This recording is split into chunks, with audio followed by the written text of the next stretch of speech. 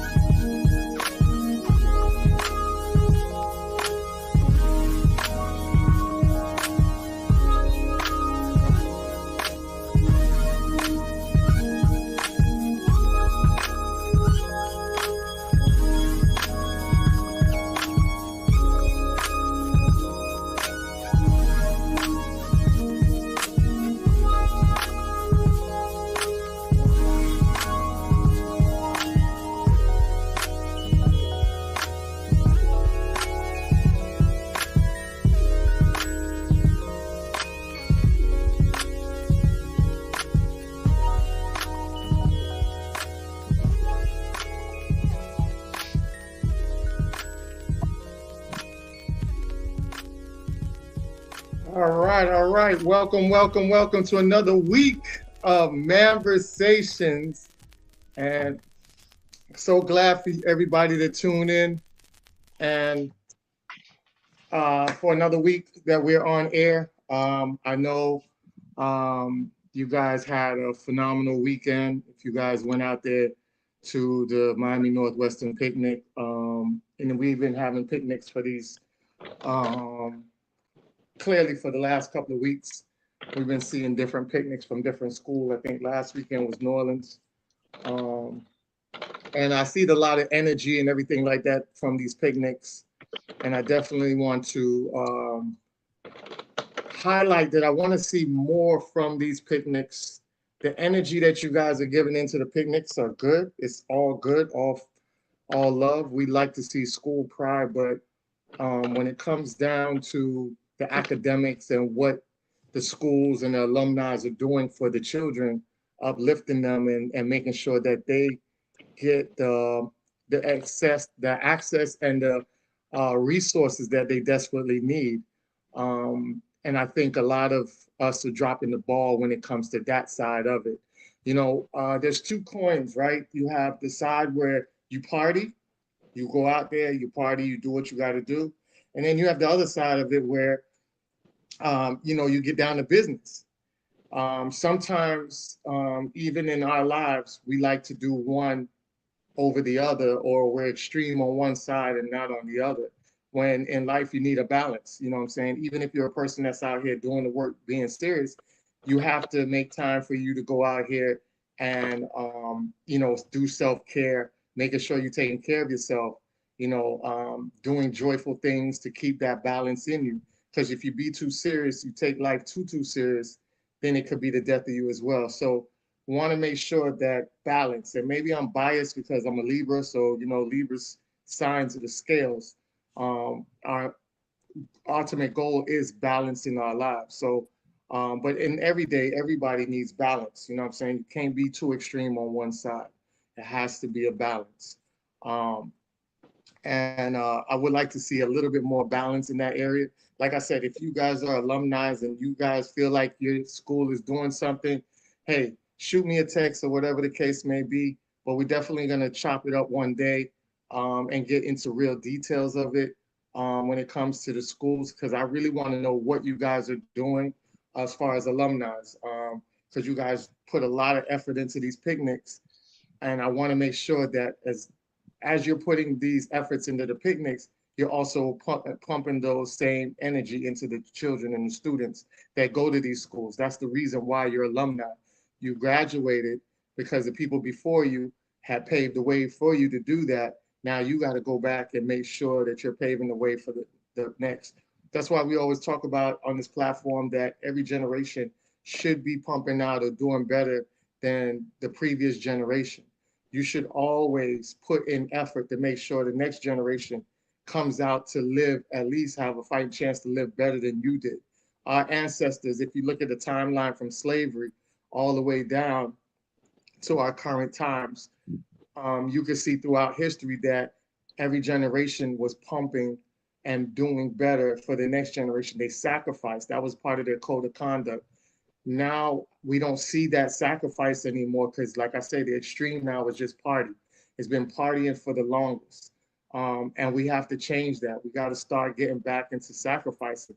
And what makes it so crazy is that because we went so long without a balance and we went so extreme with the partying, we're losing a lot of the stuff that our ancestors and our generations before us have paved the way and have created for us, and we're losing it at a very rapid rate. So it's very important for us to go out here and try to establish and build things for the next generation so that they can preserve it and continue the legacy of the previous generations like our ancestors did for us and we're carrying out for our ancestors.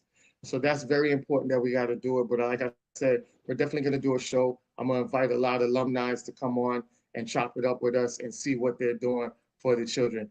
I'm connected to Carol City, a lot of Carol City heads. That's one school I know for a fact that the alumni do a hell of a job.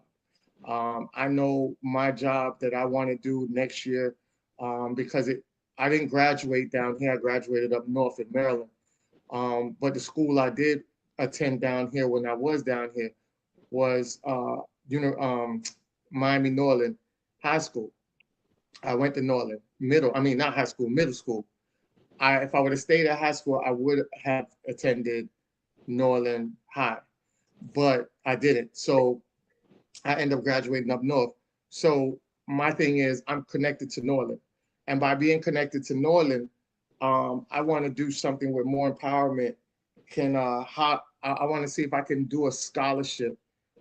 Possibly next year, I'll probably get with some of the alumni and see if I could do a $500 or $1,000 scholarship for some lucky student that is working hard out in Norland and probably need book money or stuff when they go to college. Or if they need something, $1,000 might be great to enter into trade school. So it's not biased on where you want to go, as long as it's towards something that you want to do, whether it's you going to college or going to trade school. But we want to make sure that, if I could at least help one person, that's good. And that's just the power of alumni, because you already in the situation to help others. So why not go ahead and try to help one child? Imagine you have like 10, 5, what, 5, 10,000 alumni. Um, that if they all chipped in as one child, we could do a lot for our children and not depend on anybody else to have them go through the struggles of funding themselves through college or trade schools. So I think getting the ball rolling in that area to make sure that their future is solidified, I think that would be a great idea. And like I said, we'll just work on it. It's just a thought out there, something to think about. And it's just something that dawned on me because of all the events that went on this weekend, all the bragging that's been going on with the high schools. And I feel like a lot of our energy is shifted to one side, and I think we forget about the other side. So, like I said, if you guys are doing something, then I need to know. And and even if I don't know, that means other people out there don't know, because I consider myself connected to the community. So if I hear something, I'll acknowledge it. But I haven't heard anything from other schools. Maybe I'm not connected as much as I think I am. But if you guys know, let me know. And if you have great individuals that want to come on and be on the panel of conversations, or we could chop it up and start to get this information out there so the people can know, just let us know. We'll definitely do that. All right. So I just wanted to start off and just get that off my chest real quick. You guys have anything to say on that, or we can proceed on? Not so much. I never really got into the fray of it like that. It's really a handful of schools that be on that. Carol City, Northwestern, Central a little bit, and like really the hood schools be on that, right? I didn't really go to a hood school after middle school. Middle school, I went to Brownsville. Don't get much more hood than Brownsville, but I went to North Miami later. So we don't get into that high school pride shit. It's just okay. We went to North Miami. It's not a big deal. But Yeah. this guy Marvin Baptiste just made a post a little earlier today, and I just want to kind of expand on that because Mm, even though I'm not in it, I see it. You know what I'm saying? And his mm, post is basically saying, hey, now that the picnic's pretty much over, it's time for reality check. We've dealt with friendly high school rivalries when we were younger. And, these alumni picnics revive the friendly rivalries. But some of you need to get out your feelings in your 40s and 50s, getting mad because somebody talked about your raggedy ass school you graduated from more than 20 years ago. Get a damn grip.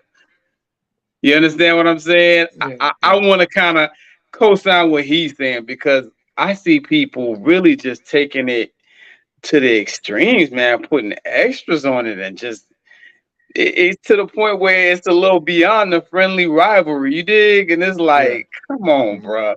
Y'all need to slow that shit down. You know what I'm saying? When Yeah. it gets to that point, now it's nigga shit. You know what I'm Exactly. saying? I'm all Exactly. for you, and that's a thing in Miami.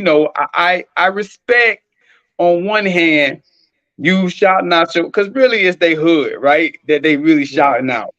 That you shouting out your hood and you riding for your hood. Okay, you got a certain pride that go with your school and all that. But I've always said on the flip side of that, there's this perpetual high school, perpetual teenager vibe that a lot of us get on. And really, if we're going to tell the truth, it's because a lot of us never went to college. So the last rallying point that a lot of us can really gravitate to was high school. You know what I'm saying? And so we get extra ultra sensitive about it, want to fight people about shit that went on in high school. Like, bruh, slow down. So I would just say, just bring it down 1,000, bruh. You know what I'm saying? We adults. You know what I'm saying? Let's not act like we're in the 13th grade with it. Mm. But I still rock with the pride thing. You know what I'm saying? Jackson still plays Northwestern, and that's still a big deal. I get it, but damn, some of y'all need to reel it in a little bit. That's the only thing I really wanted to say, because I have been seeing that too, like people really putting extras on it to the point where it don't make no sense. Exactly. I Yeah. like the pride. I like the passion, but I like it to focus more on something that's more tangible. And the picnic should be the icing of the cake of what you're doing for your community and the children Hmm. that attend there. So Yes. that's what the whole celebrating the picnic should be about. And Yeah. I get that from Carol City because I know the work that Carol City do. Shout out to Freezy. Freezy Hmm. do a lot of great things for Carol City out there. Hmm. Um, Flow Twan too. O'Dra- Twan O'Drama does good things for Northwestern. He's a Hmm. business owner. His family owned Jackson's restaurant down there, and Twan's done a great job going back to the community. A lot of people don't even know. When people were sitting back and I had an anonymous inbox, um, and he didn't want people to know, but I'm gonna reveal it now. But he was the one that got in my inbox and told me, "Hey, if anybody had any students between a certain age, let me know. I could get them resources for school and everything like that." Hmm. So he's connected. He stays connected with different people of power, and is very connected enough to put our children where they need to be through those Yes. connections. So he does great things over there at Northwestern. I don't know if Central has a Twan or a Freezy. You know what I'm saying? I don't know if Booker T have a Twan or a Freezy, but now I see Booker T has Luke. Can Luke be that person? You know what I'm saying? Outside of the spotlight for Booker T. No doubt. Um, so yeah, I want to see what goes down with that. But like I said, we're gonna definitely do a whole another show. Shout out to Queen Mila. Definitely shout out to you, Queen. What up? Um, Yeah. it's always a pleasure whenever you're here with us, or also on your social media, chopping it up. When we talk about powerful women, Mila definitely comes to mind. She is not in the hood rat culture category, far from it, and Agreed. she's trying to prevent a lot of women from entering into that pool or that dynamic. So shout out to Mila for doing all the good work that a lot Real of talk. other sisters shy away from. Agreed. Definitely want to Agreed. give a shout out to Susan. This is another powerful woman. When I talk about very powerful woman. Very quiet, but you already know. A lot of times back in the days, they had that big saying. I think, even though I don't want to acknowledge President Truman, but that's where that quote came from. President Truman was very small, was a short dude, but he Hmm. carried a big stick. They always say that was the quote, like short dude carried a big stick. Yeah. And what that means, like you have power. You know what I'm saying? You were able to make that move without people knowing like you had that much power. And that's pretty much what this Queen Susan is. She is a person of power like that. She's a person who also, her father. When we talk about dusty dudes, her father was the complete opposite. This man was that straight alpha that was out here providing and doing things for the community. A lot of stuff that is a lot of greatness that has been done down here in South Florida. Her father was the one that created it, or if he didn't create it, he was one of the top pioneers to be behind it.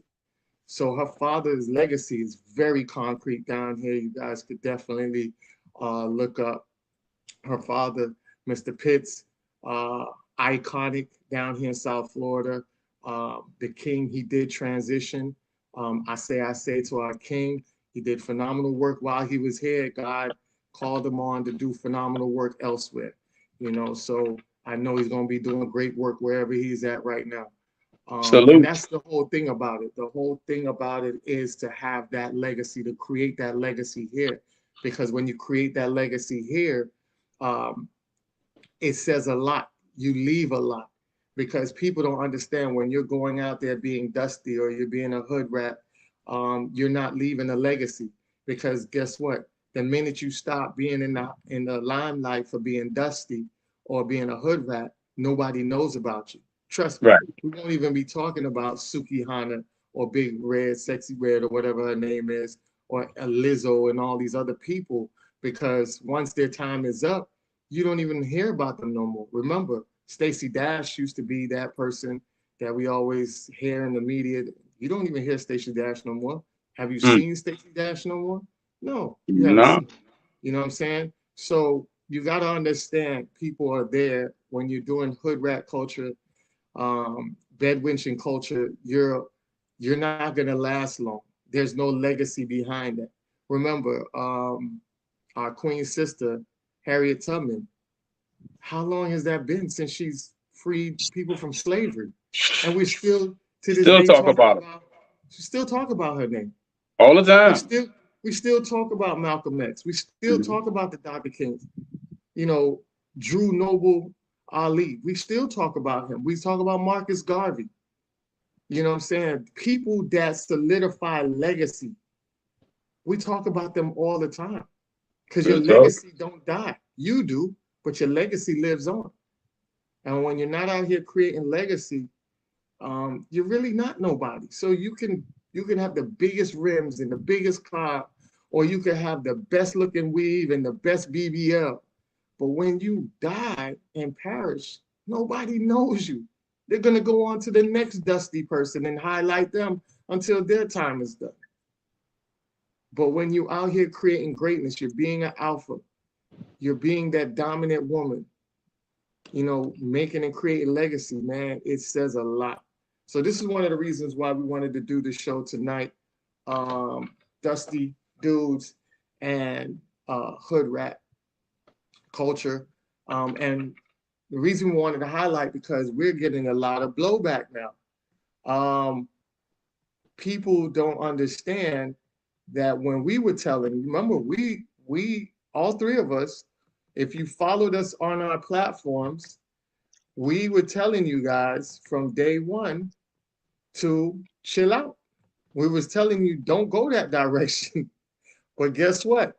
When you're out here not listening, it comes back and hits you hard. They always the saying that your family members always was a hard head makes a soft ass.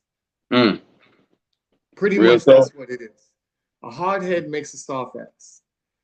So when we were out here telling you guys what was going on, hey sisters, don't do that. When Mila was out here telling y'all from a queen's perspective, hey sisters, don't do that. Susan was out here. I watched Susan out here telling sisters out here, listen, man, don't go that way. These are two queens that operate in a goddess feminine vibe and energy. This is why men gravitate to them. Women don't like them because women like the echo chambers. They like people to follow the ratchetness, be part of the in crowd. If you're not going to be part of the in crowd, then you look at as their enemy. Mm-hmm. And it was like, yo, we'll draw the line in the sand. Cool, y'all stay over there, and we'll stay over here. But guess what? These sisters have substance. These sisters are building legacies. These sisters come from legacy. So they'll always be part of society because they're building that. They've been part of that. Mm-hmm. You know what I'm saying? And all the Yeah. other women that don't like them, they ain't building nothing. You feel me? So Real you talk. got to know what side of the line you want to stand on. You want to stand on integrity and morals and a code. Dope. If you don't want to stand on that and you want to deal with the ratchet, the hood rat, the dusty dudes, the sellouts, the bootlicks, if you want to be on the bedwinching, Sambos, if that's the side you want to be on, cool. But know that the side you pick has consequences. Could be a good or could be bad. You know what I'm saying? So you choose your route of where you want to go. The choice is yours. You know what I'm saying? We know what side we choosing. They know what side they choosing. Everybody else, hey, we can either vibe with you if you're on our side or look at you like, hey, it's going to be a matter of time before you end up in that slaughterhouse. All right? Real talk. So definitely want to get into our topic a little bit detailed. So in trendy news, so we'll get with our first weekly trendy news. So talking about the Dusty and Hoodrat blowback, we definitely want to highlight um boom, definitely want to highlight Lizzo. Why do I want to highlight Lizzo?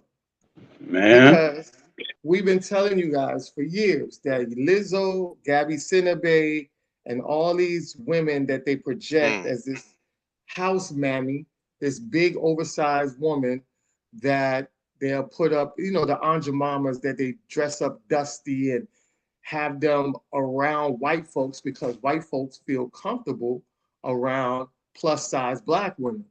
You know, they don't Yep. fear anything about them. And beauty wise, they feel like they enhance their beauty 10 times more when they're around these big black women. The big black women now take these roles that they are put in and they're boosted and highlighted and they're told, yes, you're beautiful. Go up there and show the world that you're this beautiful woman. And it's basically propaganda that they're pushing these big women around in the media. Now, that's not to say that big women aren't beautiful women, but you got to understand when white society will use black women, plus size black women, as in a degrading way, but will portray it as a righteous and embracing yourself way. However you look at it, we're not supposed to be over a certain weight. But let's just be real. If you want to go back into the times, the earlier years, women weren't up and plus size like this. And we're definitely going to talk more about it next week because we have a special guest, a fitness trainer. So you guys make sure you tune in next week that we'll talk about this. All right. We got to get out of the mindset that embracing plus size and overweightness is a great thing. It's not. Let's be honest. It's not. When you sit back and you fantasize about being married, one part that you guys forget that y'all fantasize about is that the fact that you want your man to carry you up the stairs. They promote that in the movies. Whenever you get married, the husband grabs the wife, picks her up, carries her up the stairs. That's always been the fantasy, all right? If a guy is 150, a guy is 180, he ain't carrying no 300, 400-pound woman up no stairs. If he is able to get to the top of the stairs and don't make it, it's going to be another Indiana Jones scene with the ball rolling down after them, right? Yeah. And we're not trying to downgrade or degrade anybody, but we're just telling you the reality of what it is. All right? So, That's real. even though, let's just take it to, okay, fine. Let's embrace the plus size women. We embrace the plus size women. We say, okay, cool. Now you have a plus size woman that they promoted, Lizzo, and they've been promoting her everywhere. She's been, chuckling it up, gesturing it up, samboing it up, taking advantage of everywhere they pushing her into the limelight. I remember she was on stage one time and she was, I don't know if she was clamping, what she was doing, clamping a bottle in her butt cheeks while blowing a flute or something like that. Some craziness like that. You remember that? I Thankfully, no. I've lost track of how much stupid shit Lizzo does and how ridiculous she looks doing it because it's just a reel that never ends. So no, I don't remember that specifically, but man, you could close your eyes and point. If you got a video reel of different shit she's done like that, she's always doing something stupid Basically. like that. She's a moron, and a Exactly. plantation mammy at the end of the day. So, as long as you guys don't know, so we have the reports, right? So why am I putting this up with Lizzo? So Lizzo went around and told people embrace themselves, embrace being big, embrace being fat. Remember, we heard the same thing from Monique. Embrace being big, embrace being plus size. And then Monique lost weight, and all the big girls got mad at Monique. You was telling us to be big, and now all of a sudden you wanted to lose weight when you got around your husband and everything like that, and you started to lose weight. And then the same women was like, hey, you tricked us. Now you got Lizzo, who's out here promoting to be yourself, be big, be bold, be beautiful. And now she's in hot waters because she went out there and she had a reality show of some plus size women to be her backup dancers. And I think the women that won on that show end up being the backup dancers on her tour. These same women came out with allegations that Lizzo been treating them like crap, degrading, right? And even had them walking from Manhattan to Brooklyn for cheesecake. Then she got accused for sexual, doing some sexual stuff. I forgot exactly. Harassment and misconduct and all kind of harassment, misconduct. Yeah, exactly. You name it. Doing all Just type of doing all type of stuff that normally how Black plus size Black women be treated, but just Black women in general that have to be going through degrading stuff just so they can make it. So you are no better than the slave master. You are no better than a racist person with power, because now you're taking that same power and you're demonizing a group of women that look like you, that should be empowered by you because they're just as plus size as you, and you telling them they got to lose weight. They too fat. And because they're too fat, you got rid of them. How asinine is that? A fat person telling another fat person they too fat. When the audacity gets too high. I want y'all to understand the insanity behind that. Yeah. I mean, at the end of the day, this person is not a person that thinks for themselves. They're a person, this is a coon that does whatever her white handlers tell her to do. That's the long and short of it. Whatever her racist white handlers tell her to do, she's going to take her 12 sandwich eating ass out there and do it. You understand what I'm saying? She doesn't think about anything. Right. She sounds like she's always having a mental breakdown. I've never heard this woman sound like she's of sound mind and body. And the sad thing is, Lizzo is actually pretty talented. She can actually play the hell out of that damn flute. She can play it. She can actually sing a little bit. You wouldn't know because every time she makes news is because of some dumb shit she did and not because of her showcasing her talent. You know, and that's what bothers me the most about a lot of these sisters that's out here today.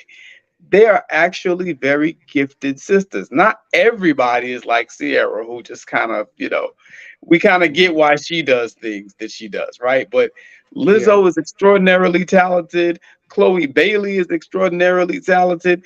And then they go out there and, they put on this minstrel show instead of going out there and focusing on their talent and letting that be what carries them through the day. And the problem with it is when you do this type of performative cooning, you got to keep doing it. You understand what I'm saying? And, it's no surprise that a person who devalues themselves that much would abuse the people that work for them. There's no surprise in that. She's and this whole thing where you're talking down on fit women. You understand what I'm saying?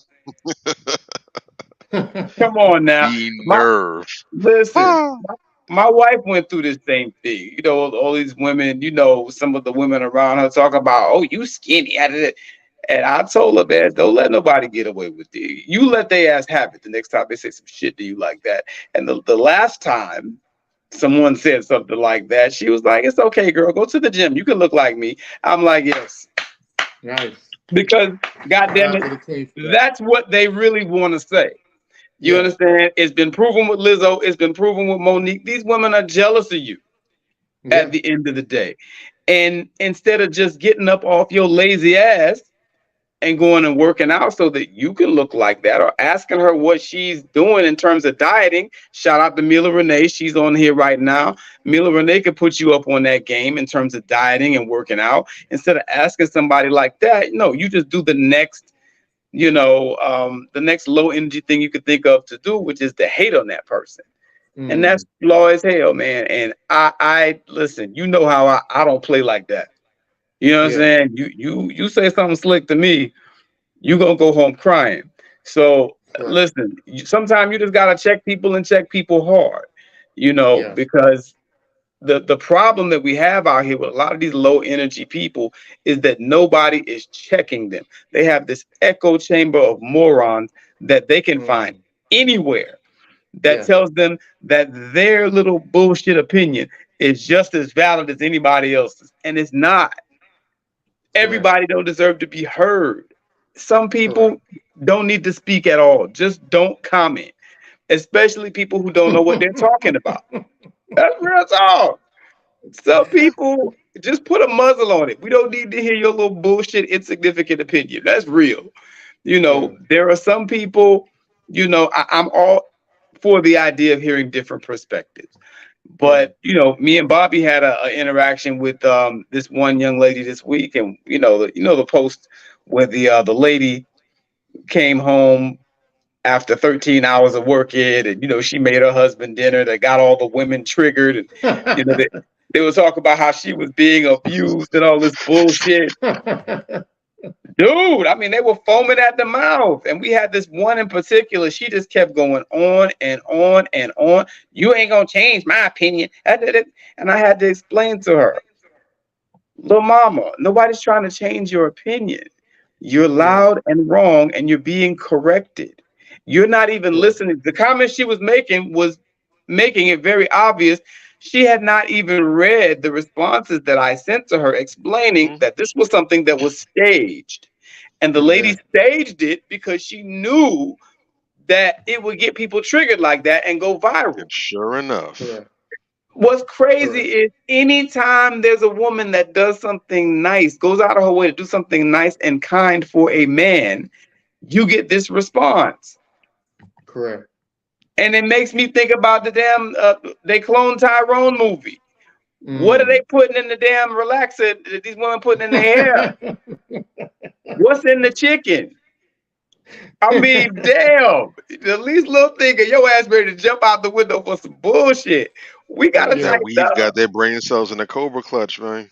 I'm just Yeah. Yeah. saying. It's not even that serious. And people were jumping intelligent, supposedly progressive women, which is jumping out the window. And I'm like, damn, I never said anything about the action of what happened in the video because I knew that it might have been staged. A lot of these things are staged. But the Mm-hmm. reaction to it from the people Yeah. was just so over the top and despicable and disgusting. And I just got tired of seeing it. It's like this is Yeah. every time, you Yeah. know, that something kind is done for a man, we have this type of knee-jerk reaction where we all gotta get the knives out and go after him. Oh, he's being abusive. I don't believe him. The By woman default. said, the woman said she does not like her husband to cook. There's a video that she did after the video.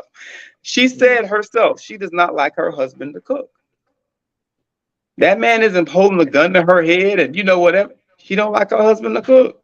And And as yeah. far as the whole okay, he's abusing her, this, that, and the third. And Yeah. um the other thing is it's I don't like the word expectations. Excuse me? Who is in a relationship that doesn't have expectations? But They because have more. They have it's a more expectations than us. that's what I'm saying. And it's never a problem when they have expectations. But when The a man hypocrisy is has just an amazing. expectation, bruh, Yeah. Dude, the hell is I wrong with literally you? I literally saw a And post there. today, and it's not new information. It's stuff we already knew. But a dude very respectfully dropped a post. He kicked it off with a joke, and then he asked the question. He's like, women, is height that really that big of a deal?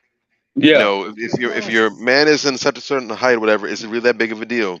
Uh-huh. And if there were a good, and there was a lot of response on the page, Yeah. If there was a good if there were a good 80 women that respond on that post, Mm-hmm. 75, maybe 73, and I'm not even 6 feet or exaggerating. better. 6 feet or better. 75 certainly said it's important. I saw a couple of women. One woman said, when she was younger, it was important. Now that she's older, she realized it doesn't matter that much, whatever. But the Uh-huh. vast majority, all the women in the landslide were saying, yes, the height is important. One woman's either saying, yes, he needs to be the right size height, and he needs to have at least 8 inches of dick or better. Just throwing it all out there. Throwing it And all that's out there. And the amazing thing is, and the brother who posted this, he has, he has a lot of friends on his page. So it's Yeah. not like he has a small amount or whatever. Men and women alike. I saw no dudes dropping any negative responses, nothing whatsoever. They just let the women have it, let them do their thing. If this brother had did the exact same thing Is and weight said, really that important, brothers, we fellas? have some really nice sisters out here, that are a little chunky or a little over. They're BBWs, they're plus size, they're they're plushy or whatever the terms like to use. Right. Fluffy. Is it really Uh-huh. that big of a disqualifier if they're that size? Right. And Oh, it you would have let been that post be full of dudes saying World War III. yes, and the tone wouldn't matter. It wouldn't matter if they were slandering, saying, "Yeah, no fat hoes, we don't want them." It wouldn't matter if they said, respectfully, I need a sister that's gonna keep up with my lifestyle. It don't It would have matter. been all kinds of misogynist. What size is your mama? All kind of out All of pocket. yes, the mama. The yeah. mama. They go Yeah. to your Your mama. mama black. They Your all mama I black. always hear that. You didn't say that when your fat black ass mama made you. Your Well, fat let's see black what Uh-huh. your ass mama mama. looks like. Right. Yeah, they always Nonstop. say your mama fat. Again, They don't care what your mama look like, automatically assuming that your mama fat. Yeah. How about that? everything Mamas goes and back to your dicks. mama? Did your daddy? If you talk about the marital status, well, did your daddy marry your mama? Everything goes back there. It's always a Childish, deflection. Childish. immature, Childish. but It's also either mamas hypocritical or because dicks. again, you can have as a woman, you can have your preferences. You can have Right. what you want, your established preferences, and you're allowed to not budge them. But God forbid a man go ahead and lay down this is what it is. Now Bruh. all of a sudden he's just the most hateful, Yes, he sexist, is. misogynistic, even Man. patriarchal XYZ. Insert any and all insults, legitimate and Yeah. otherwise, in there. Real talk. Yeah, Yeah, you're not allowed to definitely. have a preference as a man. You're just not. We have You an do. overabundance of immature women that are Yes. emotionally stunted. They refuse to do the work. And this is the trippy part. And I always say this, and I always get negative pushback on it. You only have three options in life when you find out that the situation isn't to your liking. You can either accept it as it is and make Yeah, do the work to change it. yeah, You can accept it and just move on. Okay, so it doesn't fit me. I can't yeah. change it and just keep it moving. Or Exactly. you can deny it reality and push back against it. And the Correct. majority go ahead and select the third option. Of course. That's not Yeah. an adult mindset. That's Nah, not a bro. healthy mindset. Yes. Yeah, but that you Yeah. gotta understand, man. When you have an echo chamber of idiots that get behind you every time and any time Yep. anybody with a pair of titties does something and roots for them simply because they are a female. You understand Mm. what I'm saying? This is the dynamic that it creates, the dynamic that women can do no wrong. And that like Kevin Samuel said, the need to be right.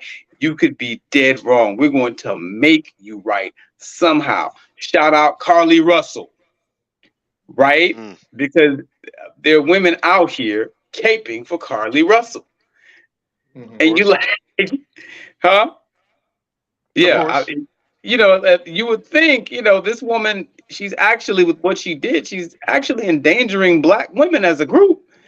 Because the next time a black woman is really abducted, they're not going to be believed. They're not going to be taken seriously, largely in part because of, this stunt that she pulled. And, Tariq Nasheed had a very interesting look at it. And, our brother always sees things that we don't. He was like, man, they knew it was a finesse from the beginning. And he could tell by the way that they were covering it, because they were giving it so much media attention. When is the last time that you've seen a black woman disappear and she got all this Right. damn fanfare? That shit don't go True. like that. She borderline got the John Benet Ramsey treatment. Real talk. That don't go like that. So, in this is another one of those situations similar to the Lizzo situation where they're giving you a backhanded compliment. They're going all out. They got the FBI, the Secret Service, the goddamn local and state law enforcement, everybody out there. They got neighbors, everybody out there looking for this woman because they know that she's not really missing. You understand what I'm saying? That's why they went above and beyond like that, because black women are abducted and disappear all the damn time. You understand? Mhm. They Let's don't keep it care. a buck. Let's be honest. Black women, They don't care. unfortunately, disappear all the time. They don't give a goody goddamn. All of a sudden, this one black chick with this bizarre story disappears. And I mean, it was verifiable because if you look at the video of her driving on the interstate in her car, you can see there's no toddler anywhere. You can't see anything out there. You know she's full of shit from the first time you see that video. And they got that video day one. So they're like, okay, we gonna play this game with you Negroes. We gonna give you everything you want. Tamika Mallory, Chevy Shabazz, she jumped her ass out the window. You know what I'm saying? Talking all kind of crazy. They already knew they was playing her, so it didn't matter. You understand? But So that's how they work. That's how sinister and insidious they are. And it it goes is. back to what brother Neely Fuller Jr. shared Mm-hmm. way back when the Charlottesville riots popped off. He talked about, white supremacists take all sides of any issue, and that's how they're always able to stay in control, stay in power, and to shape the narrative. So we know and understand that they don't give black women and children coverage when they go missing. So now here's how they score some brownie points. Well, we know the story is bullshit. Let's go ahead and cover this so we can say, Right. see, well, you accuse us of not taking interest in black women, and we love black women. We care about them. So we either want Mm-hmm. Carly to be found, and then when the story blows up, she's been used to make black women as a collective look terrible, Of course. to put claims of not taking black women's plight seriously and put it in jeopardy. And they can say, well, you can't say we didn't do anything. We did our best. We want Carly to be found. And Exactly. she went right ahead like a dumbass and allowed herself to be used and weaponized for their benefit. And we got the nerve to have some black women still trying to cape for her. Still caping for her. Heavy. Heavy. I'm like, Think, wow. man, Wow. think. A lot of us really need to do some understanding of basic tactics. The controlled opposition. They be beating us across the head with a toilet bowl lid daily with that. Controlled opposition. Yeah. They put the All the red team time. up and the blue team up. I really got ninja sitting back there saying, "Man, I'm on the red team side. You crazy? Man, no, I'm on the blue team side." And it's still the same damn team. It's the same team, You bro. idiot. You just That's the choosing long your and short favorite of it. flavor. That's the Exactly. long and short of it. And I, it goes over our head every time. Every time, I bro. Got to get smart. I need people to understand that the echo chamber is really a sinister system that is basically programming our women in the wrong direction. And I want to show this video to show you how having a powerful woman around you, having a Susan around you, Susan Pitts around you, having a Mila Renee around you, No having doubt. different type of powerful women around you that will check you on the BS. That's that's what women need. When you have when we have what do you call it? When we have guys around us, we're checking them. Boom. And these fellas don't Heavy. hesitate to check me because they done checked me a couple of times on some shit and like, yo, Aunt, really? And I was like, yeah, you know what? Y'all right. But that's what you need to be powerful. That's Yes. what you need to in order to grow. You need people that's not gonna be there and be like, yeah, man, we just Anthony's yes man. You know what I'm saying? So Don't work whatever like he that. say, We just gonna do, no, them niggas gonna tell me like straight up, no, that's some foul shit. No, we ain't gonna roll with that. Think about what you just said. Think Hmm. about it, thought about it, and I was like, yeah, man, I appreciate y'all for making sure that even when I slide off the rail for a second, y'all push me back on the rail. You know what I'm Still saying? trapping And steel. you need that. You Always. Mhm. need that. And I'm gonna show you how powerful this is. Listen, I want y'all to listen. Tune up your radios or your devices and listen to this. Lady tell me she's, I think, just past 40, and her husband, I think, is like in his late 30s, like so maybe like 41 and 39. They've been married for a while. I was talking with her about some problems we were having in our marriage, and she said, Joyce, what it sounds like to me is that your issue is that you are married to a real man, and a real man is not going to be ruled by a woman. And that hit me like a ton of bricks, and it immediately came to my mind when I was reading this excerpt. When she says, don't go down the path of expressing criticism, disapproval, and an ultimate lack of acceptance for your husband because it may cause rebellion, she's telling the truth. A real man is not going to allow himself to. Yep. That's honey. So That's honey. Absolutely. you know what I'm saying? That's real. When And I've actually, there's sisters that we know back in the day that, mhm. okay, would come to me for advice on XYZ, blase, squaze. And I would tell them the same thing. Like, yo, okay, well, tell me what happened. And then, okay, of course, first you get their version of what happened. No, tell me what really happened. You know what I'm Hmm. saying? And then after I finally get the real story, I'm like, yeah, you full of shit. Tighten up. You know what I'm saying? And they're like, how you gonna say that? I'm your friend. Exactly. That's why I'm telling you, you full of shit. Your Yeah, real friends, why we talking about real? You got real yeah, men and you got real friends. You understand what yeah, I'm saying? They cape for yeah. her because they can relate to BS living. Mhm. You damn right, Mila Renee. A The lot of sisterhood of these females dysfunction. out here.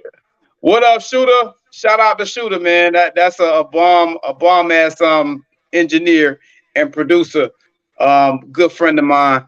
He did some work for us not too long ago. Y'all gonna hear it soon. We talked about that last week. Yeah, Shooter busy in the lab, but yeah, Shooter, you the truth, man.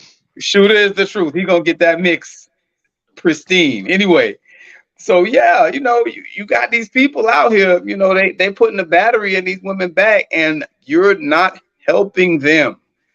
You Mm. know, I shut it down real quick. When and I that same sister I'm thinking about right now. This was years ago, but she came back and she thanked me later. She's married to that guy now.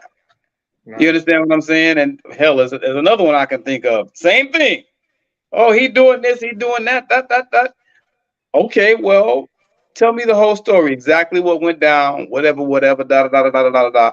At the end of the day, a lot of time there's this weird dynamic now, whereas women are kind of allowed to just run around willy nilly and not be held accountable for anything.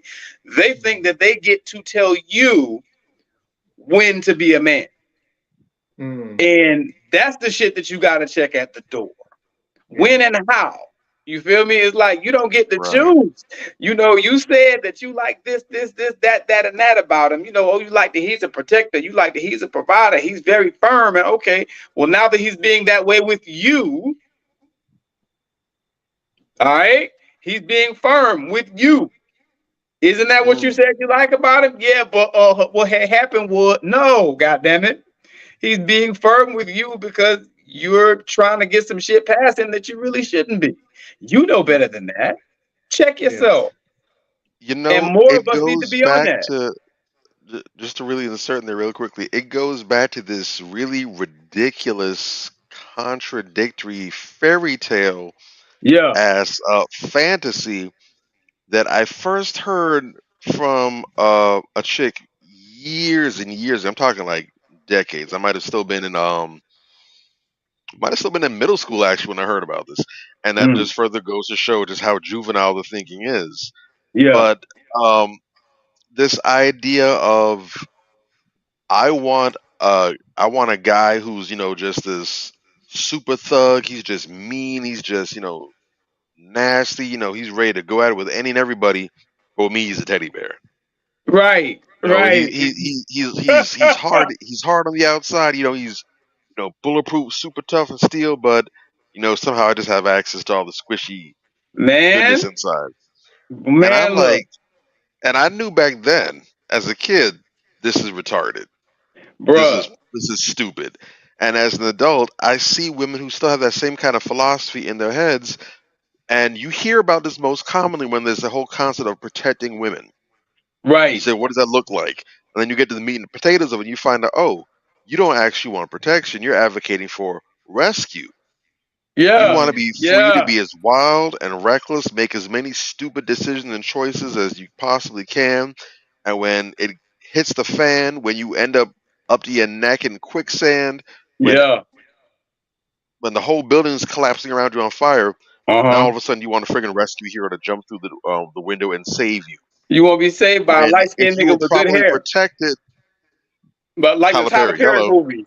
Like a Tyler Perry movie. A Ah, light skinned nigga with ah. good hair go fly up out the sky and swoop you up out the burning with building. with braids back on his son Shamar Moore vibe. But that's crazy. But the reality is, if you were protected and if you were accepting protection, you more than likely wouldn't have been in that situation in the first place because Real talk. protection, first and foremost, is making sure that you're not even in that situation to begin with. Now, Correct. rescue is a last resort. If you were in the rescue phase, that means everything you've done to this point has failed. Right. You have dropped the ball. Mm-hmm. Whatever measures, whatever deterrence, whatever other mechanisms you had in place beforehand, they weren't sufficient. Mhm. Well, Rescue is if you have to perpetually be rescued, that means somewhere in your protection setup, yeah. it It's sucks. It it's fails. flawed. And you know You are horrible at this. where it usually is from you because of the fact that you don't listen. Yeah. Let's just keep it a buck right here. You know me, I don't care about offending You anybody. want to do So what you want to do. you, Yeah. I let y'all be the good guys as much as possible. I'm probably gonna offend some people, and I'm okay with that. You know what I'm Yeah. saying? But our good brother Minister Farrakhan, I was watching him the other day, and he said something very profound. About a lot of the ladies and how they like to talk about being protected. He said, "You cannot protect that which you cannot control." Mm. I fell off the chair because listen, and he spoke to the fact that I know women, you don't like that word control.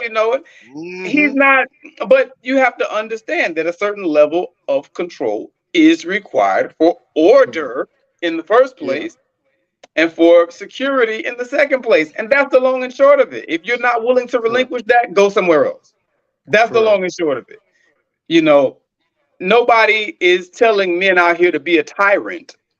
You understand what I'm Mhm. saying? And to talk down on women and disrespect them and disregard their feelings, so forth and so on. But you have to have order. There has to be a level of respect. You are asking someone to provide you with covering, and in many cases, many instances, doing everything in your power to work against them, providing you with that covering at the same time. How that word? And Shout that's out to why. Newsom's TV. I see you. What's up? Yeah, go ahead. Go And that, ahead. What no, I what was what saying. men bring to the oh sorry my bad. No, no, I was just gonna say. Um, this is what I said. I'm gonna say it real quick so you could go ahead. I don't want you to forget your thought. But I always tell people, men are the prize. Point blank. Let's kill that discussion. When you become married, the marriage kick in. Now your woman becomes the prize because now you have a woman that is fit perfectly in your system that is going to reproduce and make you 10 times better because you Mm-hmm. selected the right woman. So that's the transition. The prize starts with the man and transition into the marriage. Now it goes to the women, but now you Mm-hmm. both are the prizes and you both are now running on a cylinder of producing greatness together. But we got to understand when we keep letting women and y'all women keep saying y'all the prize, you're doing yourself an injustice because when you say that you're the prize, you're going to act like we got to kiss your ass for you to be selected in our system. And that does not work. And that's why I'm glad Major brought that point up from Minister Farrakhan, that you can't protect what you can't control. So if you can't protect what you can't control, then guess what? I'm not going to give you the covering to the protection that you seek. This is why we're having this asinine ass comment and discussion about I will submit when I feel like my man is leading me correctly. You know why you're saying that? Because you're choosing a man that is not choosing you. So therefore, if a man is choosing you, he's going to lead you correctly. He's going to understand what you need to understand how to cover you. Ordained from God goes to man. This is why God wants to holler at the man first. And by going and connecting with the man, he can protect his family, which is his woman and child. That's where the order comes from. We always talk about any part of any job has a chain of command. You can't be a customer and want to reach the CEO. It don't work like that. You're a customer, you go to the employee. The employee can't handle it, then guess what? You go to the manager. The manager can't handle it, they go to the regional manager. The regional manager, then they go up the ladder. That's the chain of command. Same thing when it comes down. You're ordained into your man. He's the prize. You got to find your ordained man that's going to protect you through thick and thin. Let me tell you something. And I know this for a fact. And me and Major never had any we didn't have any dialogue or anything about when it comes to his wife, right? That's in his household. But I can guarantee you one thing I do know is that man going above and beyond for his wife. That man will make sure she's protected and covered because he chose her. And he's not going to choose somebody he's not going to go all out for. And you guys heard it last week. He said, sometimes his woman might be working late or out. And guess what he's doing? He's in there cooking. He's cleaning. He's, going in there fixing stuff. Yeah. Real talk. That's the man that's pushing love in the household, showing his wife, baby, I got you. That's it. What do you need? And guess what his wife gonna do? Shush. Wife gonna do the same thing. Wife gonna do the same thing for him because she understands I got a man that's going all the way out here, and I've been running through knuckleheads. I've been passing through knuckleheads, and I never gave them a chance. And now I met a genuine man that genuinely loves me. You think I'm gonna fuck this up? Hell no. The real talk. Is that real? And that's when you become at your ultimate most, is because now his wife's head is thinking about how can I make us bigger than what we are. And Major is thinking the same thing. How can I get my legacy and my family bigger than what it is? And their outside focus is no longer existent. It's now focused on inside, trying to build to show like my legacy, our legacy together. So yes, you got to understand how powerful that is. This is why we're telling you to understand it. Understand the correctness of what's going on, because when you have the mindset in a correct way, then you'll go out here and achieve what you need to achieve. And we're seeing everybody lined up, and Mila Renee, she has a great dude on her shoulders, and I'm loving the energy that's coming from them. I love it. I love it. And it's super dope when a guy finds that woman and says, "Yo, I want to invest in," and she finds that man and like, "Hey, I want to invest in him." And the producing energy out of that is so infectious, and it's just so powerful that it creates room for other people to see by example. And I told you guys multiple times how powerful leading by example is. You don't talk about that stuff, you do it. You move by example. Because you could tell, like I told y'all last week, you could tell your children to go out there and save money. If you were a parent and you ain't saving a goddamn penny, how the hell you expect your child to sit back and save? And you Right. can't tell me about no money because anybody could save money because I could tell you people that work at McDonald's that save up and have more in their bank than a lawyer and doctor. I've seen it myself. I've seen their Mhm. account. Real talk. It's all about how you training yourself. It's about, your focus, your discipline. All of that comes into play when it comes into your adult life. I didn't mean to rant on that long.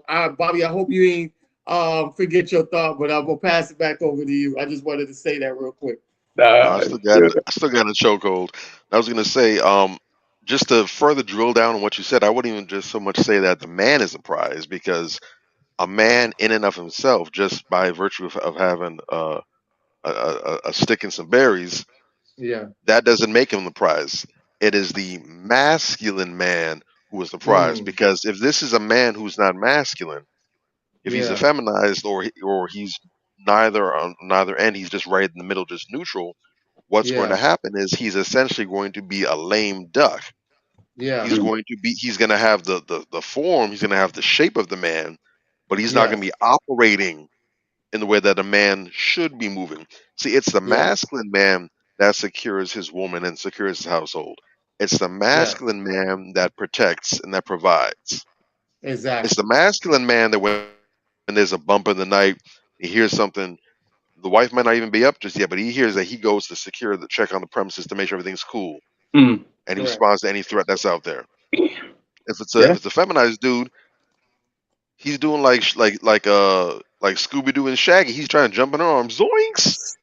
Honey, can you go and see what's happening downstairs? So it's not just any man; it's the Real talk. masculine man. But even that aside, the most impactful and powerful thing, the most powerful attribute of the masculine man is Mm, structure, Yeah. yes. order. Yes. Order. Yes. That's Yes. that's what a masculine man brings, not just his household, but to the environment. And Correct. that's why it's important to have masculine men. You want to know why society is getting so out of whack now? It's because there is a steady, constant assault on masculine men. Mm-hmm. Masculinity and manhood is under assault. Mm-hmm. And that's the reason why everywhere we look, we keep on seeing, slowly but surely, structures being Yeah. peeled back, orders being taken back, and we're seeing all kinds of chaos slip through the cracks that we never saw before. Why? Right. Because that Yes. was not allowed to pop off when masculine men were free to operate. Now, that's not Correct. to say that things were perfect. Nothing ever Correct. is. But we Mm. certainly had a whole lot less chaos and disorder than we have now. Right. It's the point Yes. where everybody's noticing now. There might be some questions or some dialogue and debate about how we feel about it, but we can Mm, definitely all unanimously agree that things are a lot different than they used to be, and for the most part, we're not fans of the direction that things are going in. correct. Mm. So the masculine man is the linchpin to creating that order and out of chaos. I was talking on a thread earlier this week. My brother, shout out to my brother, intellectual sniper JC. Mm, He went ahead and dropped a post, and I commented on it. He was talking about how a lot of single mothers, they may mean well, but they unintentionally handicap and even destroy their sons. Mm-hmm. And correct. I agreed with that, and I said one of the most pivotal things that a single mother can do is, at least when the boy is of age, um, but to Hand them off. turn over their son to his father and let that man raise him, instill those virtues and pour into him. And I said, if the father is in prison, if he's dead, or if he's just completely MIA, go ahead and turn him over to an uncle of his, an older cousin, Yes. grandfather. In some cases, that's what's available, and it doesn't have to be limited to your side of the family. It could be on the father's side of the family. So if you actually have a relationship with the father's side of the family, just not him, see if the boy has an uncle over there, if he has a grandfather over there, be willing to go ahead and, at least for a time, take him under his wing and begin instilling those virtues of manhood in them. And I had a Mm, respectful dialogue with some sisters. I love when I have intelligent, respectful dialogue with the sisters. It always just takes me to a different level. We It's don't have to dope. necessarily agree, we can have a difference of opinions on things, but if it's respectful, if you can tell there's love there, we just don't see eye to eye on the issue. Mm-hmm. You know, I walk away from those exchanges feeling very good and feeling very positive. So I felt very good about the exchange. One sister was like, "Well, I don't know about any men. I've never heard of any man going ahead and that's not family taking on a boy or a child that's not his own." And I said to her, "Well, sis, with all due respect, how many women do you know who have asked, have reached Mm. out, have sincerely asked about this?" Right. And I had to let her know, Mm-hmm. look, the number one obstacle, and y'all have both certain different roles. I'm sure you guys will be able to check me if I'm off or confirm what I'm saying either way. Mm-hmm. Mm. Mm-hmm. But the number one obstacle for men, and this includes fathers too, Mm-hmm. that gets in the way of their ability to properly raise up their sons and to properly train them in manhood Mm-hmm. is a boundary overstepping mother. Mm. That's Gets true. in the way. And I said, look, I've been working with children for I let her know I've been working with children for years. I don't Mm-hmm. currently, but you know, I remember some of my students that I've worked with, some of the kids that have been under my charge. I mean, for however long I had them, you know, Mm. I've had some hard headed young men, hard headed. Mm-hmm. But in a lot of cases, I was able to get great results out of them. We were able to make progress. I was able to get them to perform whatever the case may be and whatever we were working on. I was able to get results out of them, results that even some other instructors were not able to get out of them. At Mm-hmm. Mm. best, with the support of their mothers, I've had some mothers that I had to tell them, you know, it can only do so much because you know I don't own this place. I just work here, so I got to go Mm. within regulation for the most part. But Right. I've had some mothers basically all but tell their children, that's your dad now. Don't let him have to call me. You know, if you need to poppy, if you need to spank you, whatever you need to do, go ahead and do it. I'm like, I appreciate that. And I know how to take that. At Yeah. worst, if there's no involvement, but I'm just left to do my thing, I can get results with these children. I can get results with these boys. That's what's up. But We when I need got that. a mother here and she's trying to coddle the child, you know, you try to instill order, structure, and she's trying to coddle or she's trying to, you know, undercut or handicap you, or worse, trying to, and this is another thing that happens, trying to essentially parent through you and use you as an extension of herself. She basically wants you to say everything that she's saying and do everything she's doing, but just in your body. Mm. That never In gonna those work. cases, have had no progress, and in some cases, we've actually seen progress actually regress. They've actually gotten Mm. worse. Yeah. Mm-hmm. And I've spoken to Yeah. coaches, teachers, mentors, and they've all said the same thing. Man, you know, I just hate when these mothers come around, these parents come around, man. They just can't get in my damn face, man. I can't coach. Every time I try to say something, they just right there talking over my shoulder, whatever. They just, you know, just undermining. Let me do my thing. Mm-hmm. Mm-hmm. And I had one Yeah. mother who reached out. She said, you know, I'm glad to see what you're saying because she said I just sent my son to go live with his father for a year, and you know, I've been doing a whole lot of hand wringing. I'm so nervous, whatever. And I said, the best thing you can do is just trust the process. Just sit Mm-hmm. back, shut up, let the father be a father. The boy needs this, but the father needs this too. See, fatherhood is Mm-hmm. important for men. Yeah. Yeah.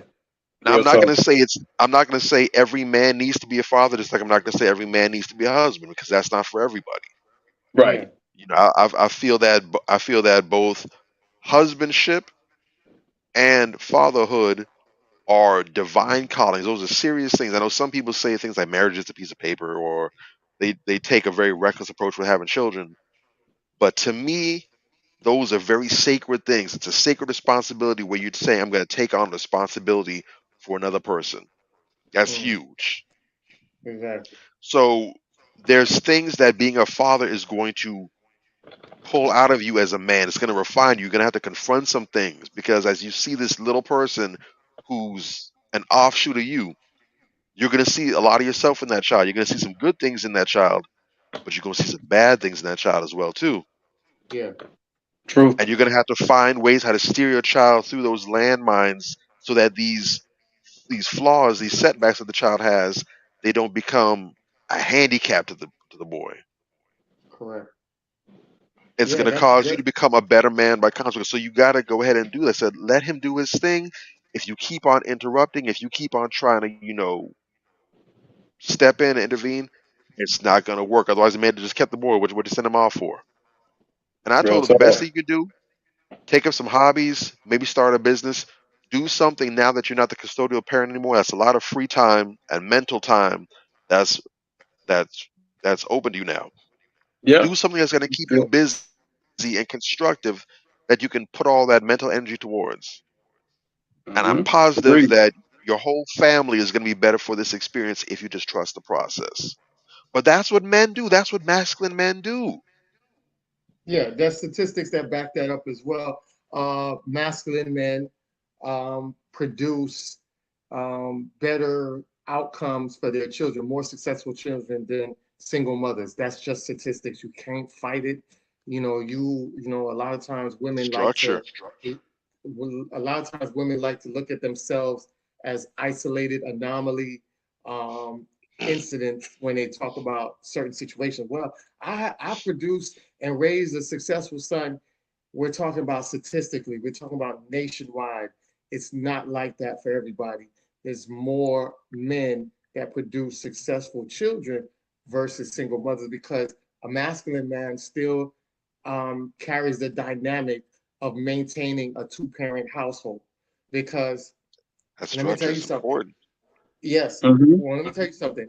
I was talking to a woman the other day, and we had a long conversation.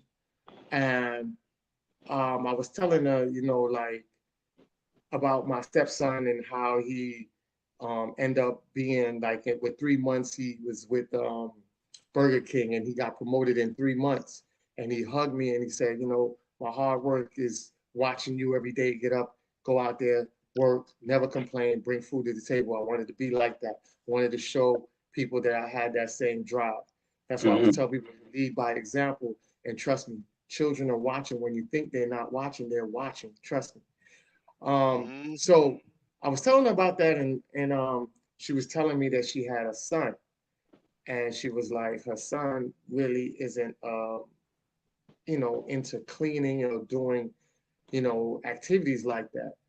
And I said, so was his father around? She was like, nah, he wasn't really around. He was distant, but he was never in contact with him like that. And I said, well, did you have any mentors or anything like that? And they was like, no. So he's grown. He's a grown adult now. She has a little daughter, and the brother now is very protective of the little daughter, and he's doing everything for the daughter. So here's the ill dynamic that a lot of people don't know. The daughter kind of like, because she knows her mother the whole time, little girls will say something back to their mother, not disrespectful, but just have that interaction with their mother. When it comes to the brother and the brother tells her to do something, there's no back and forth interaction. There's Mm. no, can I, that little girl does it on the drop of the beat when her brother says something. Different energy. So it's a different energy, and people don't understand the dynamics of that. And when I tell you that when you look at it and you understand that type of dynamic, you'll understand why statistically single fathers produce better and productive children than single mothers. I tell people all the time, and I was telling her this, I said, whenever I run across single mothers, I always break it down to them. The reason why we were so successful in the household, two parents are so successful, is because you can do all the bull crap you want. But when your daddy get home, Mm. ain't no radio being played. That It's motherfucker gonna different. whoop your ass from one end of the room to the next end of the room. It's And different. guess what? Yeah. He gonna slam that door and you gonna get right. Guess who comes in the Universal. room? Guess who comes in the room to now soothe you? Not your daddy, your Your mother. mother.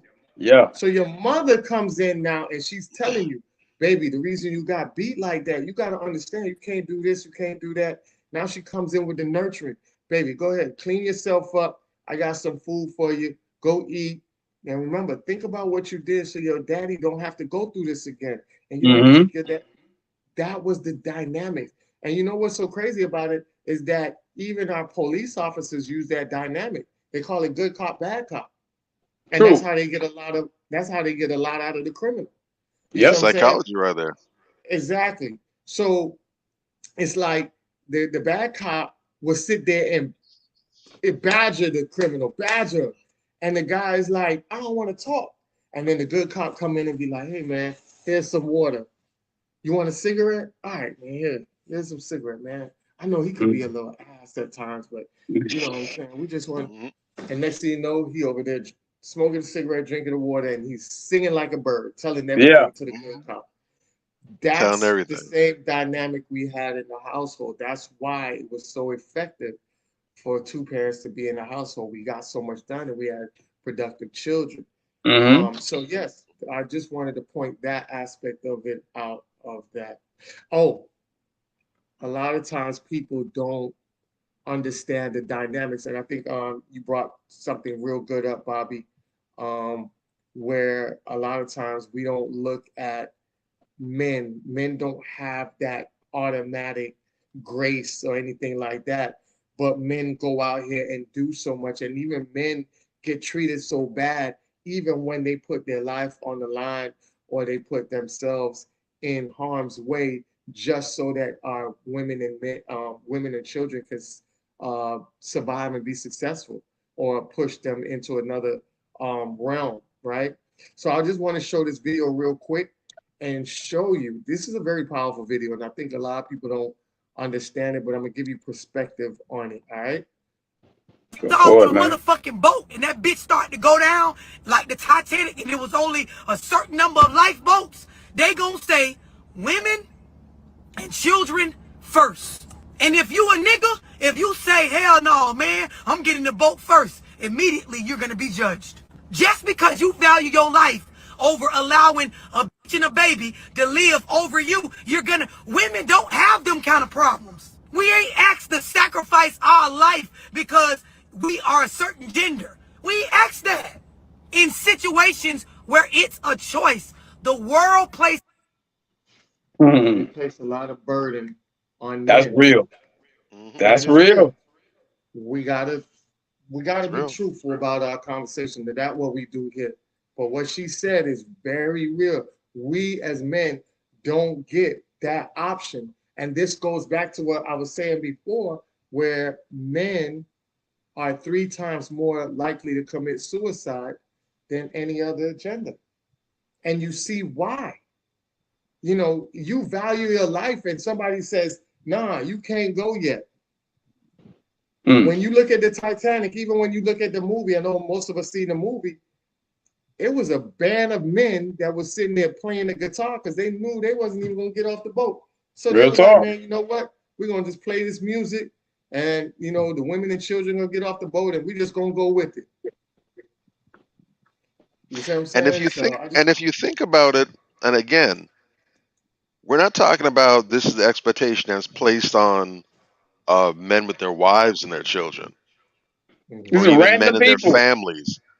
As a man, you don't know those women or those children over there Right. from a hole in the wall, Real talk. mhm, from a bird's nest in a tree. But that expectation, that societal expectation, is still placed on you just as much as it is on her, as it will be on her husband, as will be on the child's father or their Hmm. relatives, Yep. just correct. as much. Yes. And I'm not knocking that either. I'm not necessarily saying that that's a bad thing. I think that's a great thing. Yes. However, Hmm. the respect and the adherence to your role Hmm. as the fairer sex, that has to be adhered to, Mhm. because you can't come around here and expecting men to go ahead and do their part of the bargain. But for you, it's a la carte. You can pick and choose. I feel like doing this today. I don't feel like doing this today. Right. The men are Right. always being held to their job, but you can call in sick when you feel like. You got Hmm. vacation time. Yeah. You got bereavement leave. You've got, you got vacation time. You've got community service leave, whatever. You can Uh-huh. just show up late if you feel like. You can even just skip a day. You don't have to call. Yeah, that's this weird That's a raw energy. deal. That's this weird energy now where everybody think they could just make up their own damn rules. There are I hear this a lot in the dating and relationship conversations. Oh, there's no such thing as gender roles anymore. They love to say that shit. You know what I'm saying? But let some shit pop off, and, Mm. and, and let's see how Mhm. true we stay to that. You dig? We got to start being honest with ourselves. So many people allow others to blow smoke up their ass, and they just don't keep it real. There was a reason. I had this conversation with my mother the other day. There's a reason that we used to have defined roles and so forth as far as gender is concerned. And I was listening to our good queen mother Shahrazad Ali. I'm gonna drop this link in the chat right now. Boy, she went all the way in on this interview on this show called Vibrations. I Mm-hmm. was watching that interview earlier today. Boy, listen, Shahrazad Ali, we got to get her on the show. This Yeah, sister, I definitely want to work yo, on getting him. you talk about raw dog, and like, I don't want to hear your excuses. This is what it is. Like, yo, this sister put it where the goats can get it, like the old timers used to say. You understand what I'm saying? And she went all the way in. And that link that I just sent, I encourage everybody to go watch that because people like to. It's like how people read the Bible. People Mm-hmm. like to pick their little verses out, the ones they like, the ones that serve their little agenda that they can say behind Oh some yeah. bullshit they just did and make it seem justifiable. They like to pick out those little parts and then forget about everything else. Like those are the only few quotes that exist in the book. Well, that's how a lot of us like to do in dating and relationship conversations. And back and forth, you know, we like to pick what we like and leave everything else out. And it just don't work like that, man. One hand washes the other. My great grandmother taught me that. Fanny Campbell, R.I.P. She Yeah. died when she was 100 years old. But she told me at a very young age, you don't go out there and allow no woman to use you for nothing. You provide for her, these things you provide for her, and then there are things that she provides for you. And y'all Mm-hmm. work together. You complement each other. And that's Yeah. how you have a successful, marriage or involvement. Her husband passed. There was no divorce. Her husband passed away. And she lived till she was 100. I'd rather take the game from somebody like that than some of these bird brains running around here trying to give relationship advice. Mm. And that's another problem. We got the blind leading the blind uh, in a lot of these situations, or whatever the case may be. But that's a whole other show. You know what I'm saying? We got too many people out here that don't know shit about relationships or marriages or anything. Mm. Trying to give other people instructions on dating and relationships. Do you know that Superhead has a goddamn show on dating and relationships? Mm. The fuck is this bird going to teach anybody about dating and relationships and unions? There's And only one thing she should be teaching in regard to relationships and dating. And I wish somebody would miss and say the subject is anything or starts with anything other than what I got in mind. I'm just This is saying, gonna be an bruh, altercation. Boy, Superhead has a show on dating and relationships. You can't be serious. these are You know what dark I mean? days. People who are uniquely unqualified to speak at all. I was just talking earlier about how everybody don't need to speak. You understand? This person, what they gonna teach? They're gonna be You they're have gonna be they're gonna be looking at you like this.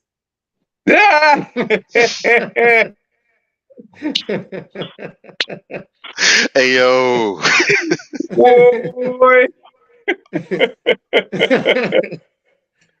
Oh, Shit, never gave y'all the internet, man. It's one long joke, bro. It's one long joke, and it's bad comedy at the end of the day, bro. I You yeah, mean, can't make this stuff up. you can't make can't it up. make this stuff up. I Can't scratch make my it up. head every day. I post in the chat all the time. It's like they're trying to top each other. Who can be the shittiest, bruh? It's a What? race to the bottom, A and race to the gravity bottom. isn't enough for them. They're trying to put together a rocket jetpacks. They're trying to build Mhm. wings. They're trying to tie anvils and anchors. Just plain old gravity is not even enough for them. Exactly. They got to Bruh. break the sound barrier with it, man. It's wild. So Yeah. I definitely seen some. I know we talked about a lot of the hood rat. I'll get back onto that, but I want to definitely sprinkle some Dusty Dude and Dusty Business.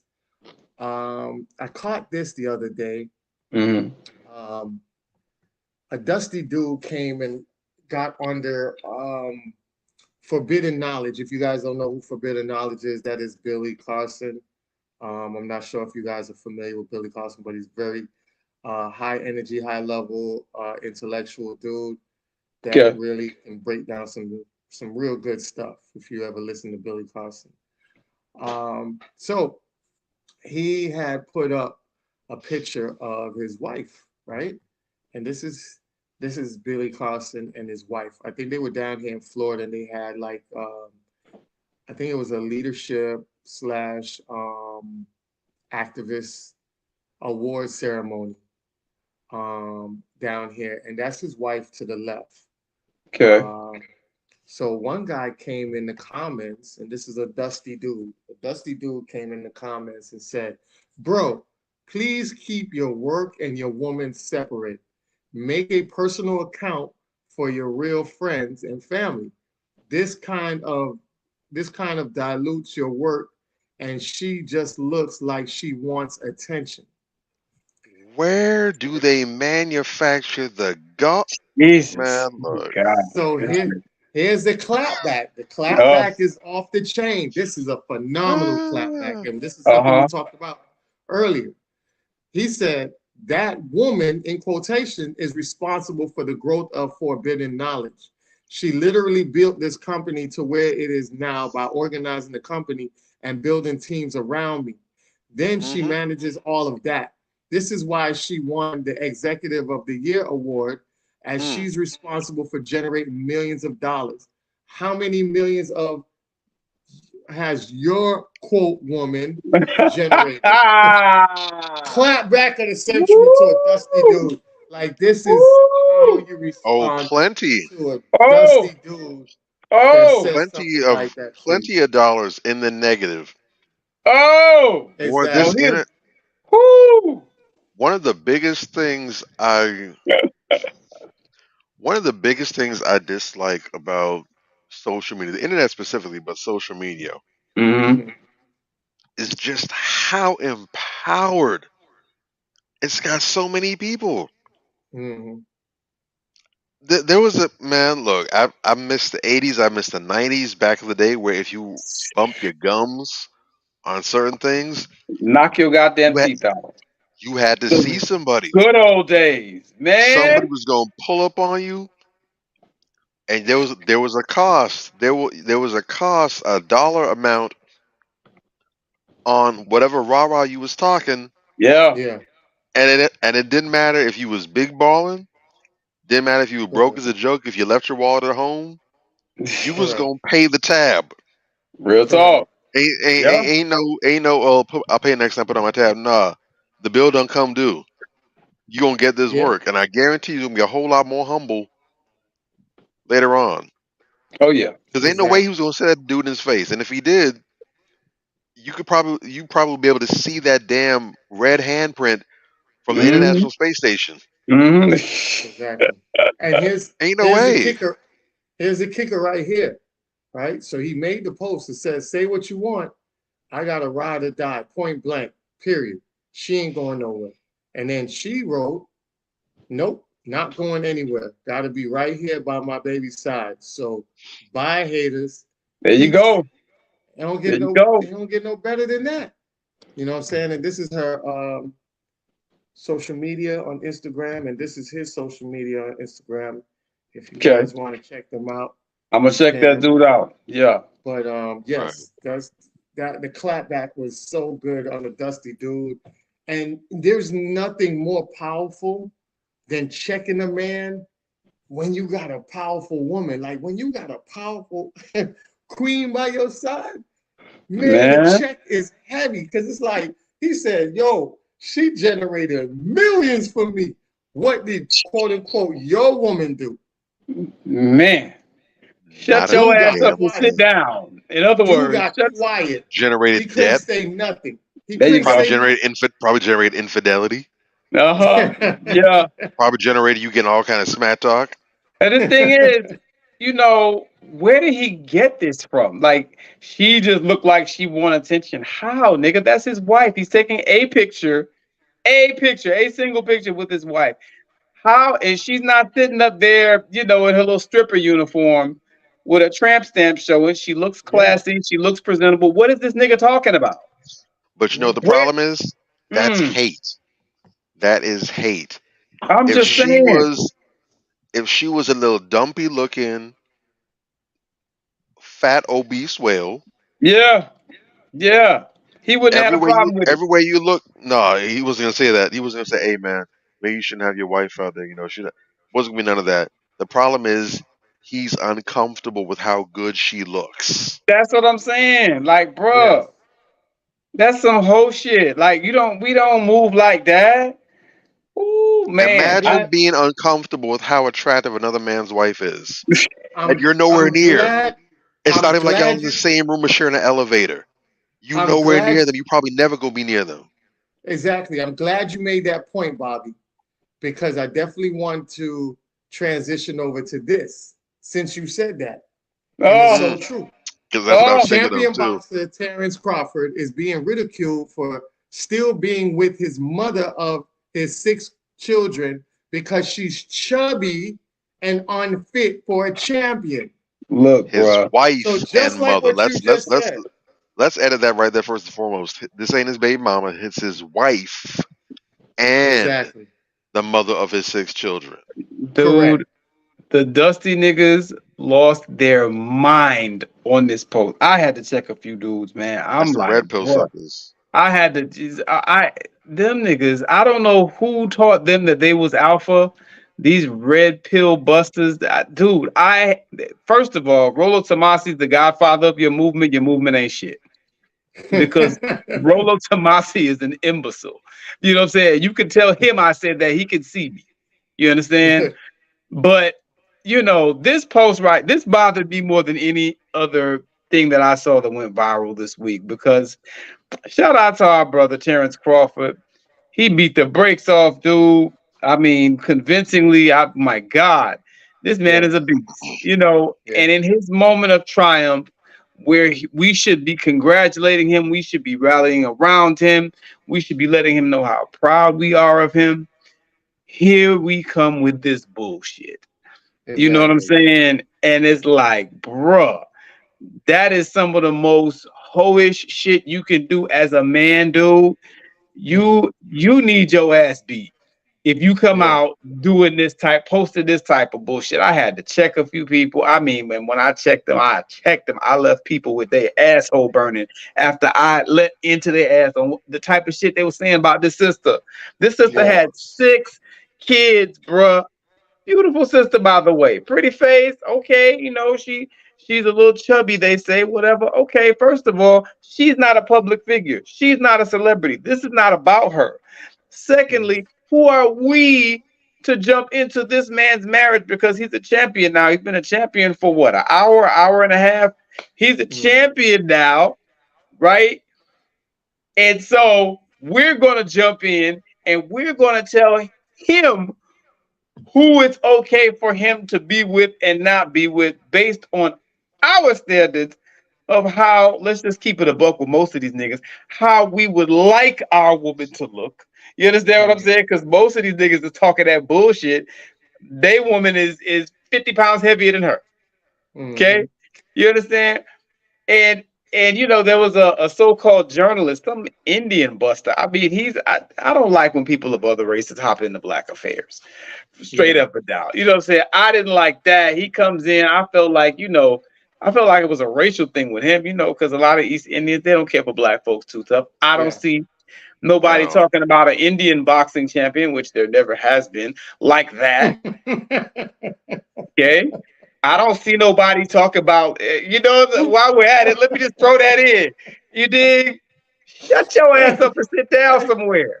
Hold on. The only Indian boxing box I can remember was from Mike Tyson Punch Out. I think it was a Sheik, right? Yeah. That was the best boxer I seen. I'm just saying, bro.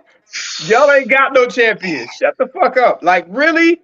And his name was Gajan Gajananda Baheti. No. Gajananda Baheti. He is trash. You know what I'm saying? Like, bruh, shut your ass up. You don't know anything about American sports. You call yourself a sports journalist, and this is the best you can come up with. This was the title of his article. Should a world champion boxer have a fat girlfriend?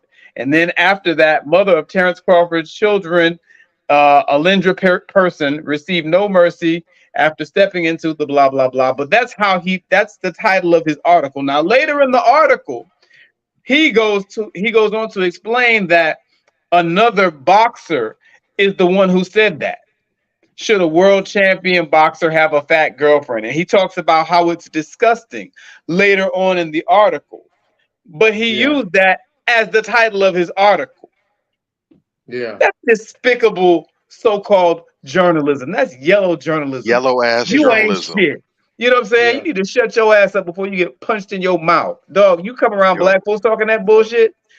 I pop the taste out of his This- mouth with that nonsense. I'm That's not just even, that's saying. not in my family. On I've always GP. talked about this book. I keep it right here. You guys can see it in the back. I always have it in the background. But I think this book is very powerful. It's one of my top 3 books of all time. Top 3 of all time. Agreed. It Every is time that. I run into a medical professional, especially if they're black, I always ask them if they have this book. I gifted a nurse this book before, just so she could read it and understand why this book is so powerful. When you read this book, you'll understand that women that give birth, it will give you a newfound level of respect, because the shit that women have gone through, and this is decades upon decades of documented history, even going back a century. You know what I'm saying? Of documented history of women that have went through horrific tales of being given childbirth. That's something that is not talked about enough. It is very serious, and we have a lot of women that died on the table giving birth to a child. Real talk. You know, so when you Facts. sit back and you talk about somebody being oversized or overweight, that is married, that is somebody's wife, and to have 6 children with somebody, that's a blessing. And she's still here, that's a blessing. And people don't understand that and they overlook that. But let me tell you something. If you guys ever heard, any of Terrence Crawford's interviews, this man was a troubled youth. Okay. And he was knocking out kids at the age of 6. He had got shot. He was so ruthless. He had got shot in the head by a bullet. He was sitting in his car and he got shot in the head. He drove himself to the hospital and survived. You don't know what this woman did that nurtured his spirit of how he is now. Real talk. When you look at powerful pictures of even powerful videos, because I see them all the time in Africa, and you'll have a woman that will put her hand on a lion's head and that lion will just calm down. Yeah, I've seen it. We have women out here that do that to men. The most untamed, untangible man, uncontrollable, unemotional man can be tamed by a certain woman. Yeah. And that woman that did that end up being his wife and producing 6 beautiful children for him. The amount of work that she does behind the scenes because she's not a celebrity. We're not privy to their information, but I'm pretty sure if she was to shut down, his whole world would collapse. So why wouldn't I project and push my woman out there, especially after doing something so historical? And I wanted people in the world to know that I was able to pull off something so historical, end up with 4 belts, and here is my woman that doesn't get enough notoriety, and I'm projecting her to the public and showing her this is the queen that's responsible for my success. And you got jackasses who will sit behind a typewriter just for clickbait and say some real degenerate shit when they should be sitting here asking Terrence Crawford to see if they could get interviews with his wife so she could put the knowledge out there and produce other wives that can sit back with a championship contender as such as Crawford. Facts. Instead of gaining knowledge from people that we can gain knowledge from, because this whole world is that we're running around here and we have to learn in the process. There's nothing more important and nothing more solid than learning from somebody who's been in the paint. And a lot of these women out here, these young girls out here, need that type of imagery. They need that type of storyline and you know, that whole aura of what's going on, so that they could be that next woman for their future husband. You know, instead of looking at all the degenerate action that just make you think that you could just be banging dudes left and right and enjoying the perks, and that's fine. That's not fine, because at the end of the day, we all have to transition. We all get old. Our body's not going to look the same. You're going to need somebody and some companion to live out the rest of your latter years with. And if you run around here trying to be this 50, 60-year-old woman, hot girl, it's not going to end up looking good for you. It's a bad look. You know what I'm saying? Hey man, I had to laugh when you said that shit. This 50 or 60-year-old hot girl, because boy, they trying everything out here, man. I remember when I was promoting that Iguanas, Pangea Thursdays at the Hard Rock, man, Euro, man, I was promoting all kind of clubs, and it was the weirdest thing, man. You used to see these women literally in their 40s and 50s try to compete, you know, with these young girls dressing like them, you know, talking to the same men, you know what I'm saying? Just their whole demeanor. Patrick. It was that 13th grade shit for real, man. Like, it's the same people that wanted to fight over the goddamn picnic. Like, bruh, how old are you? This perpetual teenager shit, I'm just not rocking with it, bruh. You know what I'm saying? Like, really? God damn.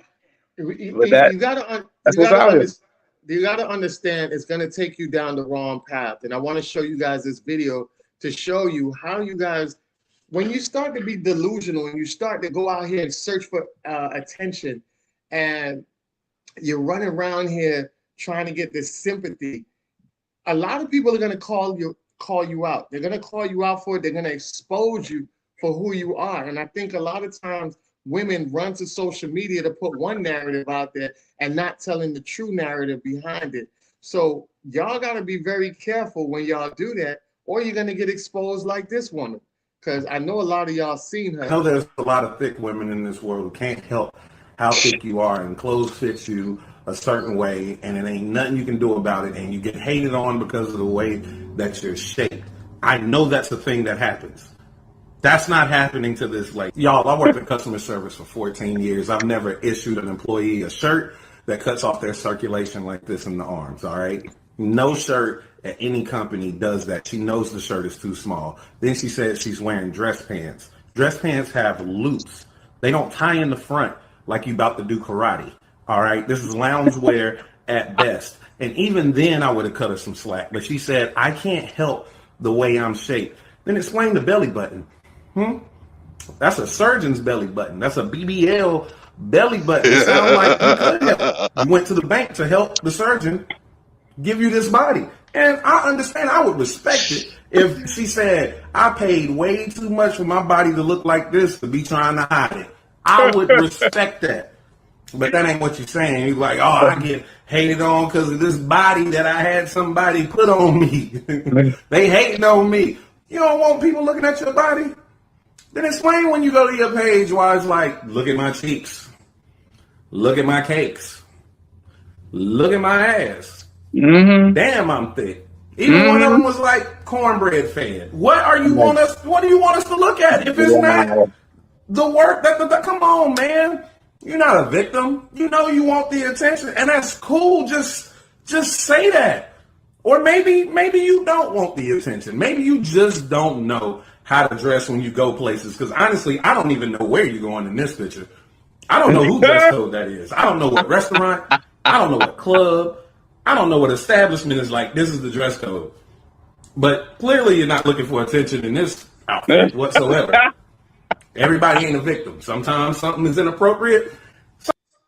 Man. For the ones that don't, for the people that don't know what that was, it was this young lady that worked at Costco, and she was told that she said that they're hating on her because her dress.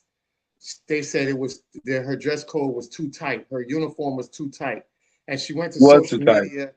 She went to social media and she said, "Oh, they're hating on me, and I've been working here, and they never said anything to me, and now all of a sudden they're telling me that my outfit is too tight, and the guys in the department of I think they also at Costco's they have like an automotive part where you could go over there and get your car serviced." And they were saying like the automotive guys are always looking at you and doing that. She says, "Oh, that's not my fault if they're watching me. How am I faulted for that?" And she just she took it to social media because I guess she wanted this uproar of support behind her, this echo chamber to say, "Yeah, girl, do it." And he exposed all of that because he's right. Those aren't work pants, and they don't give you shirts that's tight like that. You know what I'm saying? You requested that tight shirt like that, so that way it could show your body and figure off more. Because, like you said, and like a lot of women do, they crave for attention. So she has deeper issues going on, and she's trying to use this incident to make it seem like they're shaming her, or she wants to go viral and hopefully be like the Home Depot girl. But this is a whole different situation from the Home Depot girl. So I see a lot of women going to social media doing this with false narrative and stuff like that.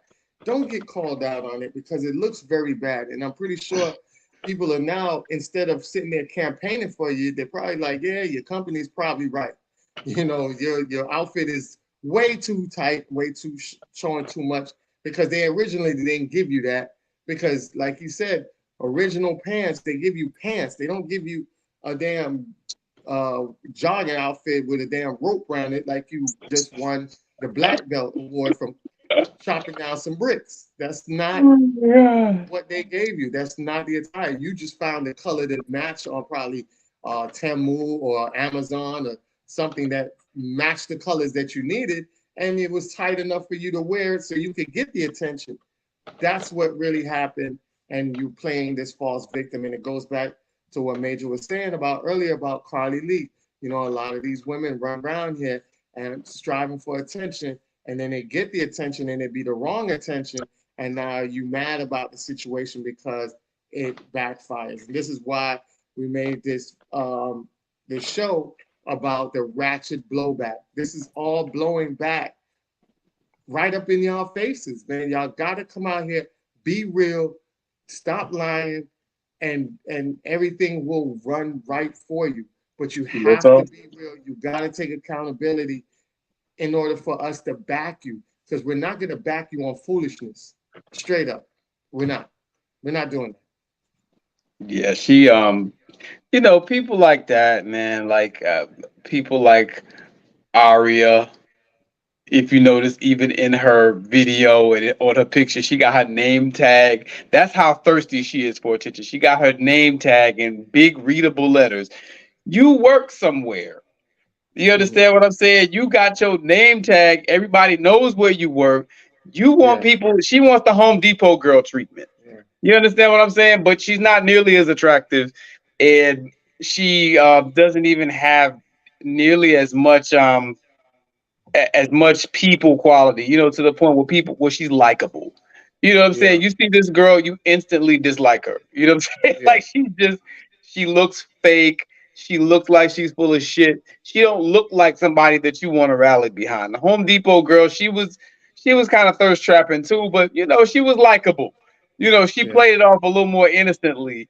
You know what I'm saying? This girl, you could just tell us all about attention. How is she breathing in that shirt? You understand what I'm saying? Like, God damn. Tighter than the pants on Will I Am, I think is how the lyric goes in the song. God damn. What the hell? It just don't make no sense. Yeah. You know what I'm saying? You looking stupid. Yeah, even Shaq did go to Home Depot for the Home Depot girl. She was a bad one. This Yeah. girl, she looked like she got 10 pounds of makeup on. She looked fake as Yeah. hell. Like, she She she is just fake as looks hell. like she's trying too hard. You Yeah. know what I'm saying? And yeah, you could tell just everything is fake on her. If she goes out in the sun when it's too hot, she might melt. She's one of them chicks, and she's just not likable. It's already kind of been done a couple months ago. Now you coming back. You just look like a biter on top of everything else. Like, go sit down. Nobody's trying to rock with you like that. Ain't no lawsuit coming your way, little mama. It's Correct. just not gonna happen. And Exactly. we see you, but like brother said, unfortunately, this will blow up in your face, and the blowback is gonna be serious. They, Mr. Ted P said, "I'd rather Sam's Club at this point." Real talk. This man fired up, but I love it. Real talk. I Yeah. mean, don't nobody want to see that, man. You look stupid, sister. And I, Exactly.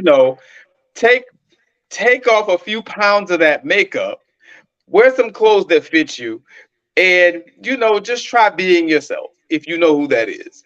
And maybe you'll get some people who like you and want to gravitate to you and tell you you're pretty and all that stuff. Because she's like a lot of these sisters, unfortunately. She Yes. probably wouldn't look bad if she would take all this gook off her face. You can't even see what she looks like. She got on so much makeup. But the You thing understand about what it is, she's so cosmetically done because a lot of y'all probably didn't see the original video, but when she talks, she has like a little lisp. But when I noticed, Oh, she has a oh, tongue ring. She has a tongue ring in there. So oh, she was gee, hide. She had the lisp because she was hiding the tongue ring. just So she whack. has a tongue ring. She got the tattoos and the BBL. The tattoos on the stomach really tries to cover up uh, Hmm. the job done on Yeah, BBL, but That's everybody's that's hooked that's on it. that's the new trick now. That's the Yeah, trick the, now. the, the tattoos and the belly piercing, right? That's how yeah. you know off rip. And she got the makeup, the tattoo, the BBL, the piercing. There's a lot of, and we're definitely gonna do a show because we really got to break that stuff down. But myself, I notice things about women in their pictures and their videos. I can tell when women have insecurity issues, Yes. even with women that wear color contacts. You know, Hmm. Yep. there's a lot of insecurities with them, and you could tell. And that's why I want us fellas to get on that level to recognize that because it's very important. When you see that, you gotta walk away from that because until they fix that in them, It's it's a gonna wrap. be it's gonna be hell for you. And A lot of that shit is a cry for yeah, help. That's real talk. exactly. I Yep. had I had to They'll let us learn the know. hard way, but I'm telling you this from experience. I had to learn the hard way. But I definitely want to get into um, some Dusty action, right? So um, I want to say, like, Mm. he's a Dusty dude, right? And why would I consider him a Dusty dude, right? And I want to Mm. show two guys, and I want to show you both of these guys, and I'm Oh, saying this guy. both of the, Oh, this both of guy. these guys are Dusty dudes, and the Okay. reason why I want to say these guys are Dusty dudes because a lot of times we tell you could go out here and you can love who you want to love, Hmm. but when you become in a level of success, you got to understand that a lot of that love from people outside of your race is not really love, it's a come up, and Hmm. they make it seem like it's love when it's not. If you're a Dusty dude, you're going to want to engage in that because you feel like you done came up. You feel like you got something better than your own people. And a lot of times that dustiness, that avoiding reality, that the lack of self-knowledge, the lack of historical history ends up putting you in a position that makes you lose it all. Because when we saw with Jonathan Majors, his girlfriend was so jealous of him. His white girlfriend was so jealous of him because he was making all that money and she wasn't in the limelight. And she Right. picked a fight with him and then go call the police to say he hit her. And now his whole world turned up into a mix up and a turmoil inside out. And you know what's so crazy? And this is what dusty dudes do. And I hate when dusty dudes do this. But a lot of times, a lot of dusty dudes will go and find a sister to fall back on. And this guy went and found Megan Good, who just got out of a Man. relationship with a pastor. So now you back in a relationship with a black woman who's actually been by your side, and the white woman that you was with, she is in so much hot water that she actually took off. They She can't left the even find country, her, right? quote unquote. They can't find her, which is bullshit. They can find her. She's a white woman. They don't want to find her, and they're probably hiding her on purpose.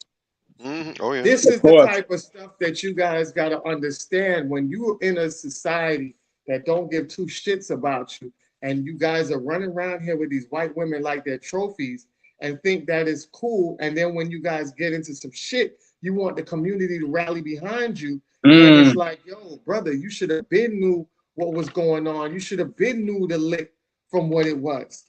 With this situation, this dusty dude ends up, being with this woman. And good thing he didn't have a child with her and he didn't marry her, because she would have took everything, every last cent he got.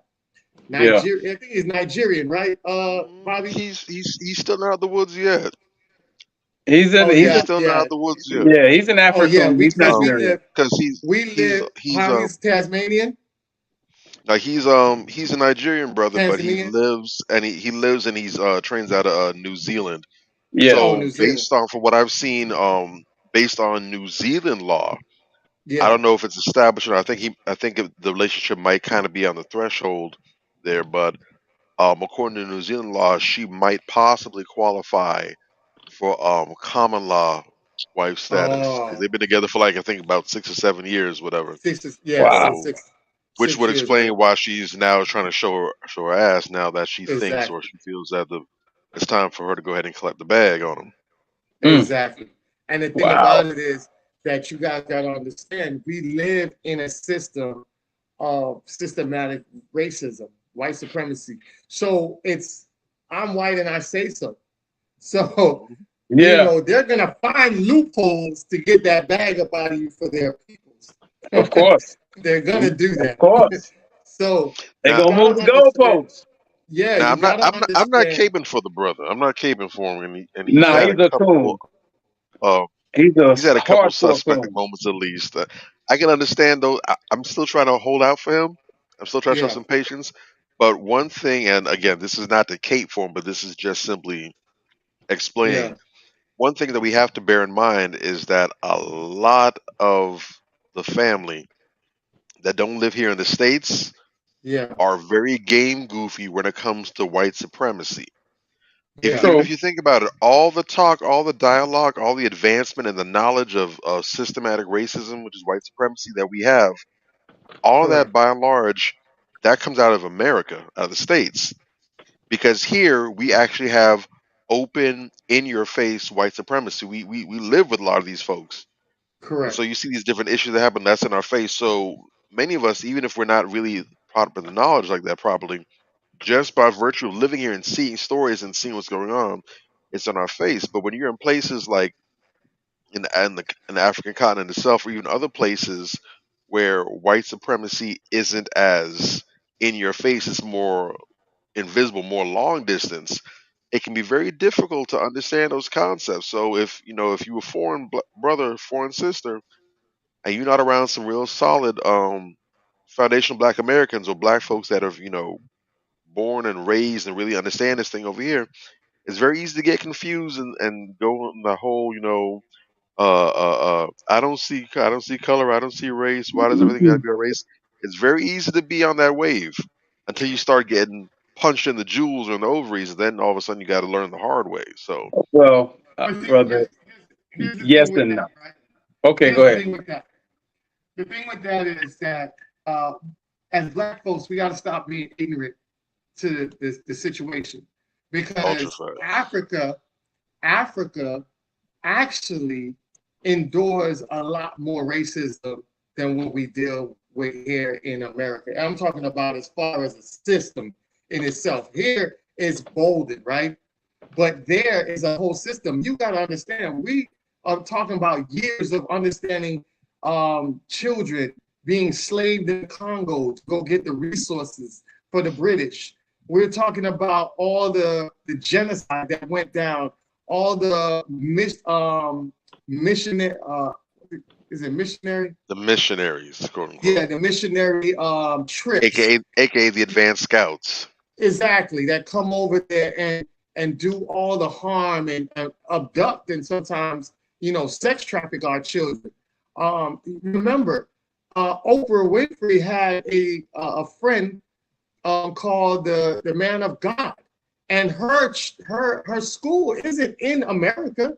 Her school's in Africa, and they've been over there. There's many reports of these girls in this all-girls school getting victimized. And then also her friend was just charged excessive years for pedophilia, having sex with young children. So a lot of things happen over there in Africa that they see in their face. They see that certain parts of Africa they can't even get into. They're seeing that white folks are gaining the great parts of Africa while they're over there bathing in rivers and eating mud pies, right? So you can have Africans that are sitting here and say, well, all of Africa is like that. You're right, all of Africa isn't like that. But there are ghettos of Africa, just like, Of course. I can sit here and tell Absolutely. you that in the US, yes, you can see pictures of us Black people living in nice big houses. But guess what? I could take you to ghettos and show you all the kids that's running around in dilapidated fucking apartments that's over there in pissed hallways that, are not getting enough food inside the public school system. That's living piss poor and in some conditions you wouldn't even wish your enemy's child to live in. And this is normal life for them. So if we could do that here, everywhere in the world is not exempt. Real So talk. let's not act like children aren't over there with flies around them or bathing in fucked up rivers. And, I'm from Jamaica. They still have, as much as we see concrete houses, we still have zinc houses. Just like in Africa, they got zinc houses. You see what I'm saying? So don't tell me that everybody on the continent is living good. That type of delusion. Oh, no, not at all. That type of delusion makes, it's very bad for you to put that out there. We globally have to understand that Black people are being suppressed by a system. And once you understand that, you got to understand the enemy lines. You have to understand where you stand at, and remember, he just watched an African guy come here in America who got beat up and killed by his white girlfriend. And he had all this stuff to say about Black women all on his timeline before he got killed, and all the receipts came up after he got killed. Yeah. You know what I'm saying? Wouldn't want to wish that on anybody, but if you're sitting here being ignorant to who you laying up with, it's going to create multiple problems for you down in the line. Let me tell you something, man. I got him. He's an Africoon, and we don't claim his bitch ass in any capacity. He a straight up Africoon. Real talk. You know what I'm saying? I don't give him no pass because I know other Africoons like him, being that I have some direct African lineage that I come from. You understand what I'm saying? I know other Africans like him that, want to pretend that white supremacy don't exist. But white supremacy is a worldwide system. It's a global system. So if your ignorant ass ain't intelligent enough to educate yourself as to what's really going on out here, and you too busy trying to assimilate, which is what it is. Let's just call it what it is. This nigga too busy trying to assimilate. Out here painting his fingernails like a woman. You understand what I'm saying? Getting his toes done in pink like a woman. You know what I'm saying? Wearing dresses and all this type of shit. You wearing makeup like a woman. Israel Adesanya, I can't stand the sight of that bastard. I can't stand it. You know what I'm saying? Because he is everything un-alpha. And he has been to this point. So look, and he's been, like I said, trying to assimilate into white society from what I could see. So if they allow this, if they move the goalposts and they allow this white girl to take his ass for everything he got, then so be it, nigga. Exactly. That's just, you know what that is all over again? I'm not black, I'm OJ. That's what that is all over again. Exactly. I don't feel sorry for his bitch ass. No. You know what I'm saying? Like, and he's another one of these weirdos. He's a very talented guy in terms of fighting. Yeah. But every time I hear something about this clown, it's about some other dumb shit he done did outside of the ring. Yeah. You know what I'm saying? That's something that as a group, black people generally speaking got to get off that. You know what I'm saying? If you're talented, let your talent speak for you. Leave all the theatrics at the crib, man. You know what I'm saying? The first form of entertainment in this country was the minstrel show.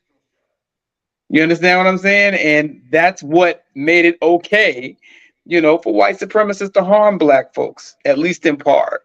Of course, they wrote laws that allowed it as well and all that type of shit. But I mean, the trivializing of harming black folks because black folks weren't really people. Every time you see some coon out here behaving like Israel Adesanya, behaving like Lizzo, behaving like Glorilla, some jackass out here, perpetuating this negative imagery of black society, that puts a target on all of our backs. And we have to understand that. We need to stop supporting this shit. All these reality shows and shit, I don't understand how they have so much viewership. Mm-hmm. That's a goddamn plantation celebration, if I ever seen one. Most of the overwhelming majority of these reality shows. You understand? And people just can't stop watching them. But what? Yeah. I'm just saying. My God. So yeah, it's that type of shit. Bobby, you got a fan. I'm gonna holler at you. You know what I'm saying? I'm just saying. In the middle of the show, it's like, hey man, hey, is that what's up with your boy? And I'm like, hey man, that's Bobby Drake with the R&B smooth verbiage and shit. The homie got the locks. He does jujitsu and shit. Like, yo, Don't make me go Q and Poppy. Okay, Bobby. Okay. Tranquilo, I'll holler at you about it. Yeah, I'll holler at you about it later. But yeah, definitely. So just wanted to let you know that. Yes. Definitely. Yeah. So we'll find out more about that on the next data show. Well,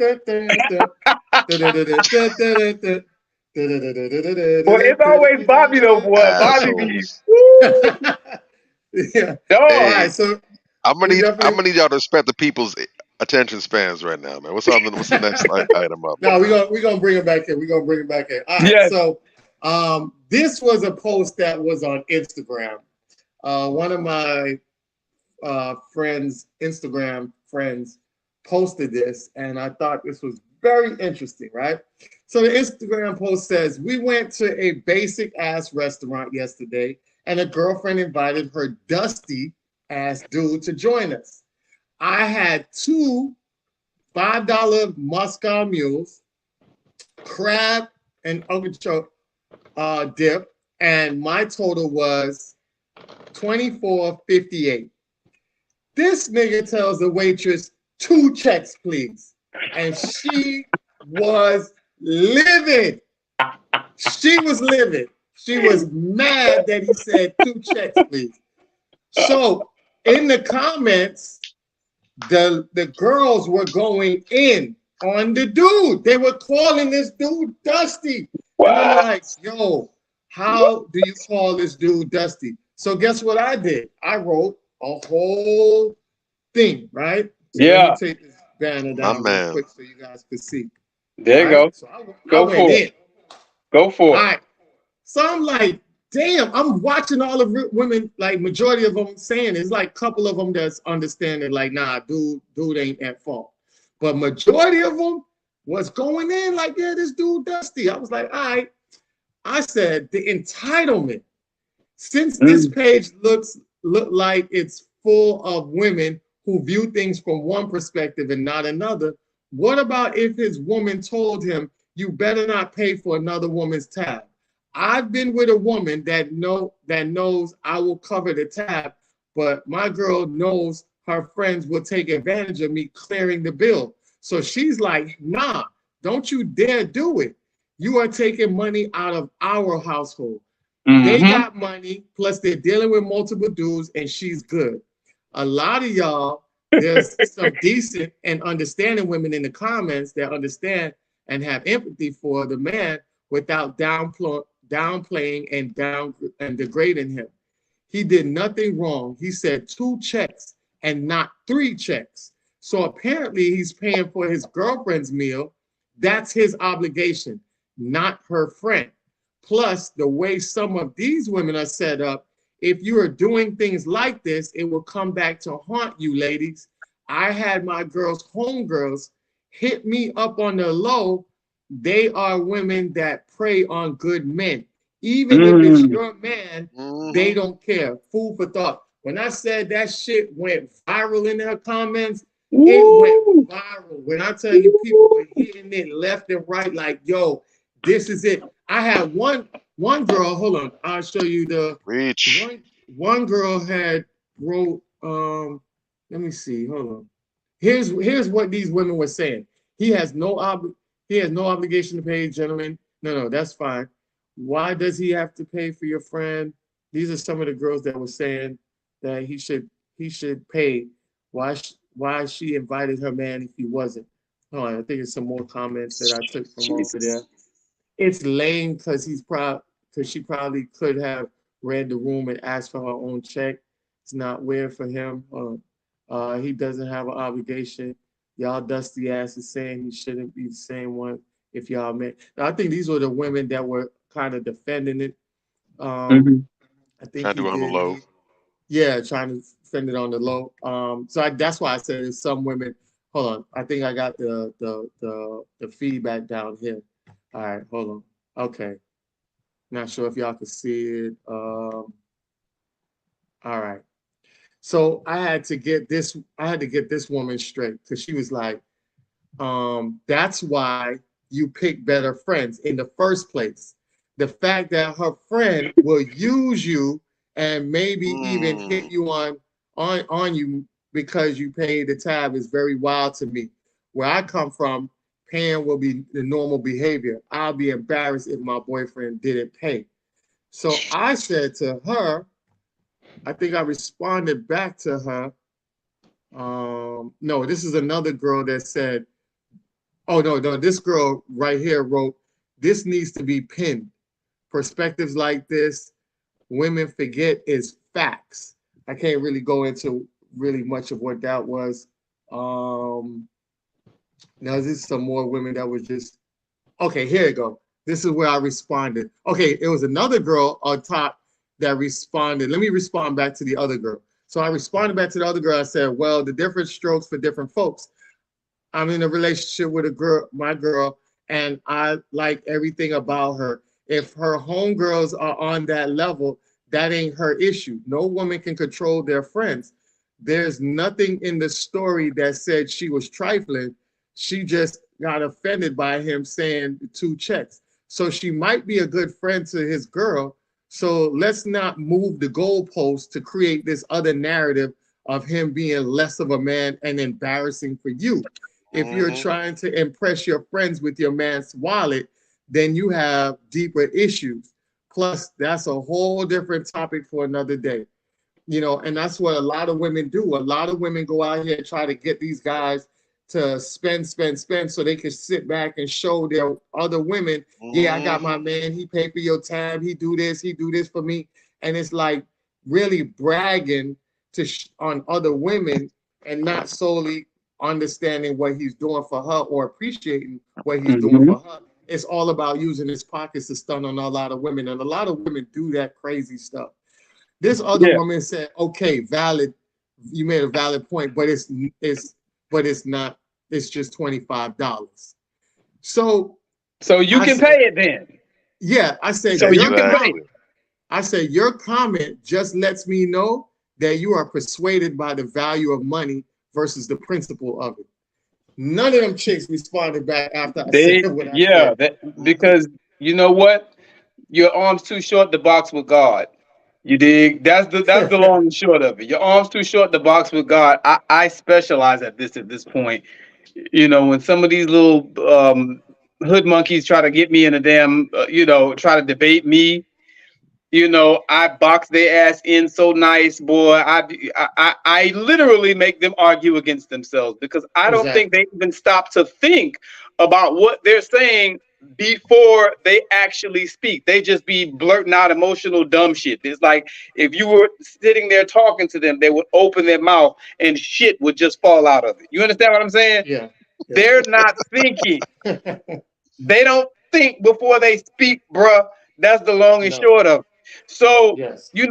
when you got people like that, you know what I'm saying? You gotta check them hard, just like that. Exactly. Because this sense of entitlement has to be checked at the door. And then the talking out of both sides of your mouth. That same woman is gonna talk about how strong and independent she is on her next post. Exactly. You so Hmm. strong and independent that you can't pay $25 of your own money, and your dusty ass got to sit up here and try to talk down somebody else because they didn't pay your way. He don't know Exactly. you. You ain't his woman. Exactly. You understand what I'm saying? So many of these chicks. We look. I used to be a club promoter. We used to have code words and names for them. You Yeah. know what I'm saying? DT, drink troll. That Yeah. means this is the chick that's gonna go around the club all night. She gonna be best friends with whatever nigga got a bottle or whatever nigga she think is gonna buy some drinks. There's Yeah. women who do this all night, all the time. They go out with their girlfriends. First of all, I'm not really trying to go out with you and your girlfriends. Correct. That's a girls' night out. I don't really have nothing in common with your homegirls. I don't want them up my face. You understand what I'm saying? Like you go out with them. If they men's, want to hang, and if the dude is coming too, I might slide, whatever. Okay, cool. But me, my girl, on a table full of her homegirls, that don't even make sense. Yeah. You know what I'm saying? Unless it's some special kind of event, and I might slide, but that don't even really sit right with me like that. Correct. Partly it's because of dumb shit like this. You got these females got all these expectations. Oh, because I got a dick, I'm supposed to pay for everything. Fuck you. Correct. Where you come from with that? You know what I'm saying? Correct. Who praised you? You know what I'm saying? Like Hmm. that's dusty. Who You want to talk raised you? about dusty? Who raised you? That's dusty. Yeah. You know what I'm saying? Because You shouldn't you're even. I so mean, you wouldn't downtrodden and even. slovenly. Go ahead. Go ahead. Go ahead.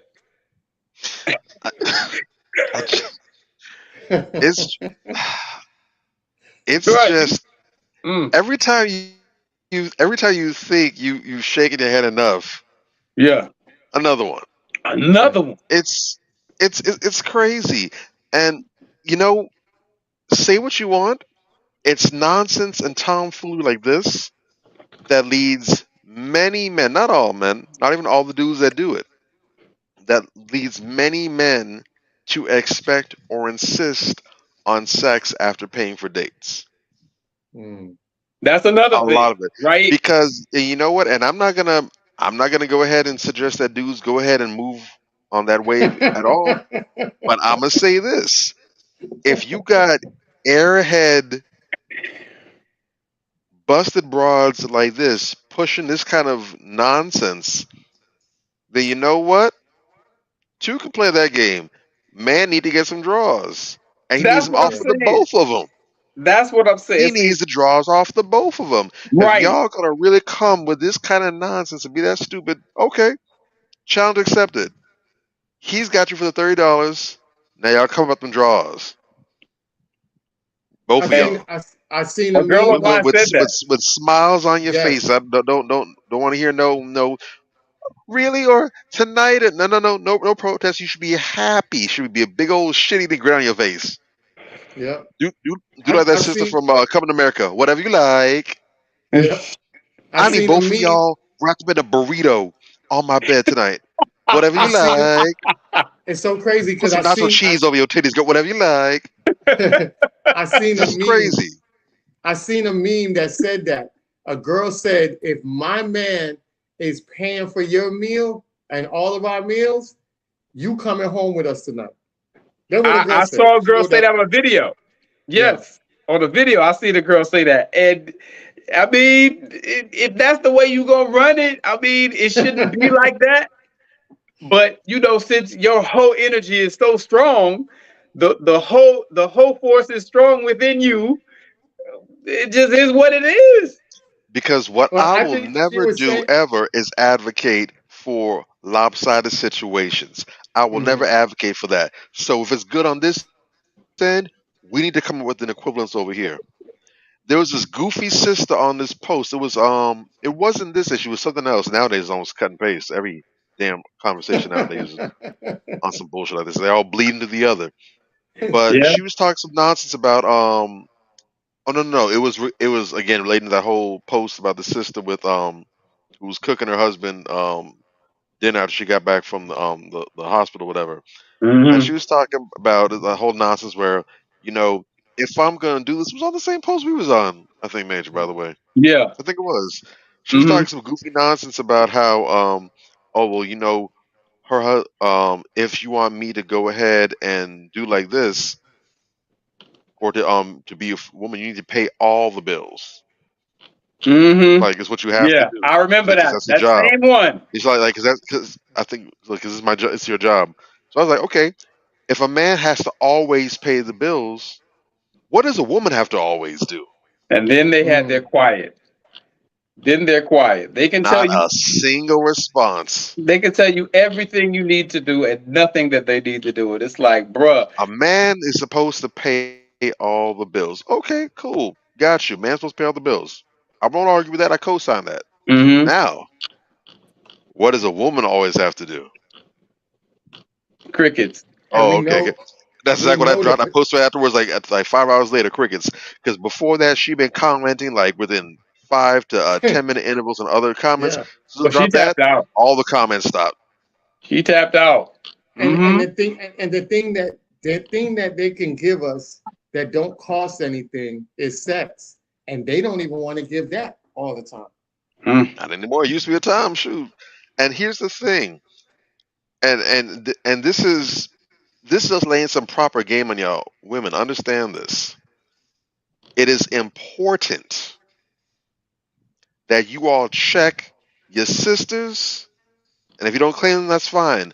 But they wear your uniform. They look like y'all. It is important that you check your other women when you see them doing this nonsense because what these experiences do, they teach men how to engage with you all. Some of you Mhm. all are catching Correct. arrows and bullets that really aren't meant for you. Hmm. Yeah. Hmm. But because too many men are being exposed to and seeing this nonsense and dealing with this on a regular basis, it's shading the perception, which is normal, which is human. Right. Yeah. There's a reason why when you see snakes, you don't run over and say, "Ooh, he has a nice hood. Oh, look at his fangs. I want to touch him." There's a reason why you don't do that. The Yeah. snake could be Right. harmless. It could not have teeth. It might not even be poisonous.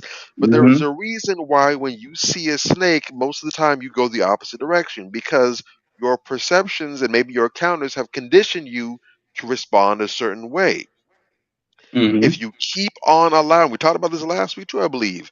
If you keep on allowing the chicken heads to run the roost, eventually they're going to be your spokespersons because it's all we see. It's not enough to just simply be different. You need to go Yeah. ahead and Right. actually shout this down. at least let it be known that there's a dissenting opinion, because it sounds right now that this is the unifying cry. Mm-hmm. Yeah. These bras are teaching men how to deal with you all as a group, and some of you all are catching bullets that you don't need to be catching. Do Real something talk. about it. You can fix it. Yeah. It's not that hard. It just calls for having a backbone. It can't just Correct. be men going at the women all day long. At some point, you need to tag brothers and say, "Hey, that's enough. You done your part, brother. Let me go ahead and step in and handle this." You have Yeah. to hold each other accountable. Period. And I know that's uncomfortable. A lot of sisters, especially the more decent ones, the ones that chew with their mouths closed, they don't like conflict. You Mm. understand what I'm saying? A lot of sisters who Understand? watch us, very decent sisters, sit with their legs crossed, chew with their mouths closed. They don't like conflict like that. But at the end of the day, when your representation now is Suki Hana, Sexy Red, Cardi B, Meg The Stallion, Lotto, I could keep going. It's like you can't get signed now if you're not an I'm a Ho rapper. And True. these women, some of them, I think one of them had 30 million followers on Twitter the other day. I'm like, God damn. I mean, the numbers are astronomical. And it's like, bruh, who Huh? is following these people? And then you go to the concert, and these women, these ratchets in the crowd know every fucking word to every song they ever wrote. It's You scriptures understand what too. I'm saying? And so they have an audience. You know why? Because these people, it's something about them that resonates with these women. Mm. So let's cut the shit. Well, it ain't all women. Dumbass, I know that. All the Germans It's weren't too Nazis many. either. All the Mm. Germans weren't Nazis either. But too goddamn many of them of it was for to the point where it was a problem, right? Mm. Okay. So I hate that argument. It ain't all the women's. And your dumb ass is just sitting there. You ain't doing nothing to push back against this. You understand what I'm saying? If you're not doing anything to push back against it at the point that it is now, you got 30 million followers for some of these people, 50 Yeah. million in some cases. You understand what I'm saying? When somebody gets to that level, their influence is ridiculous. Exactly. How did we get to that point? Because these slut buckets, they got their come up off of black females. Correct. That's the long and short of it. Some of them aren't even black. Mm. Amber Rose, man, she wanted to sound like she wanted to fight somebody. When the interviewer asked her, "Do you consider yourself a black woman?" Oh, absolutely not. Hmm. Mm-hmm. I'm just saying, Cape Verde is an island full of black people. You Cape Verdean and your light bulb head ass ain't black? Oh, Mm-hmm. okay. She ain't You black. She understand? Ojisha. I'm just saying. You dig? But she her. It's not on men to be the guardian of womanhood. It I'm is just not saying. on men to be the guardians of femininity and the representation. It's not on us. We Y'all let can these gatekeep ratchets and be take the over. guardians of manhood and masculinity. It is on women to be the guardians and the gatekeepers of womanhood and femininity. That's why y'all starting to get caught up now with all these schniggers out here trying to throw on That's a a whole Juwan other. man wig, That's another show. That's another talking about show. I'm competing. Ladies, you are asleep at the wheel, and unfortunately, the crows, the chickens are coming home to roost.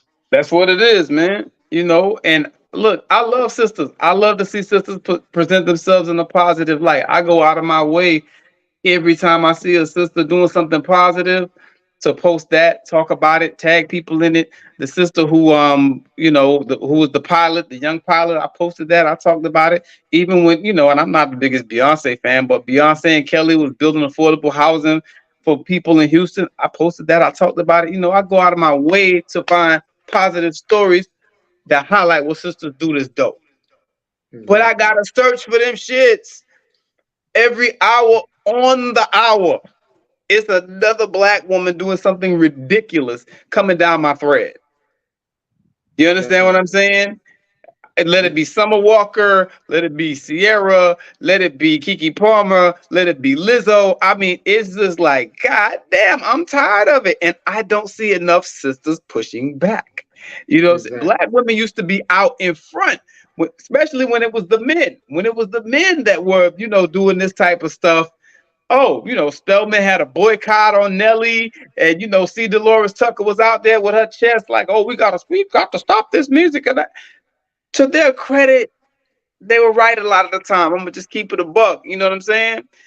But now that it's women showing no respect for women, I don't see any of them out here doing that shit.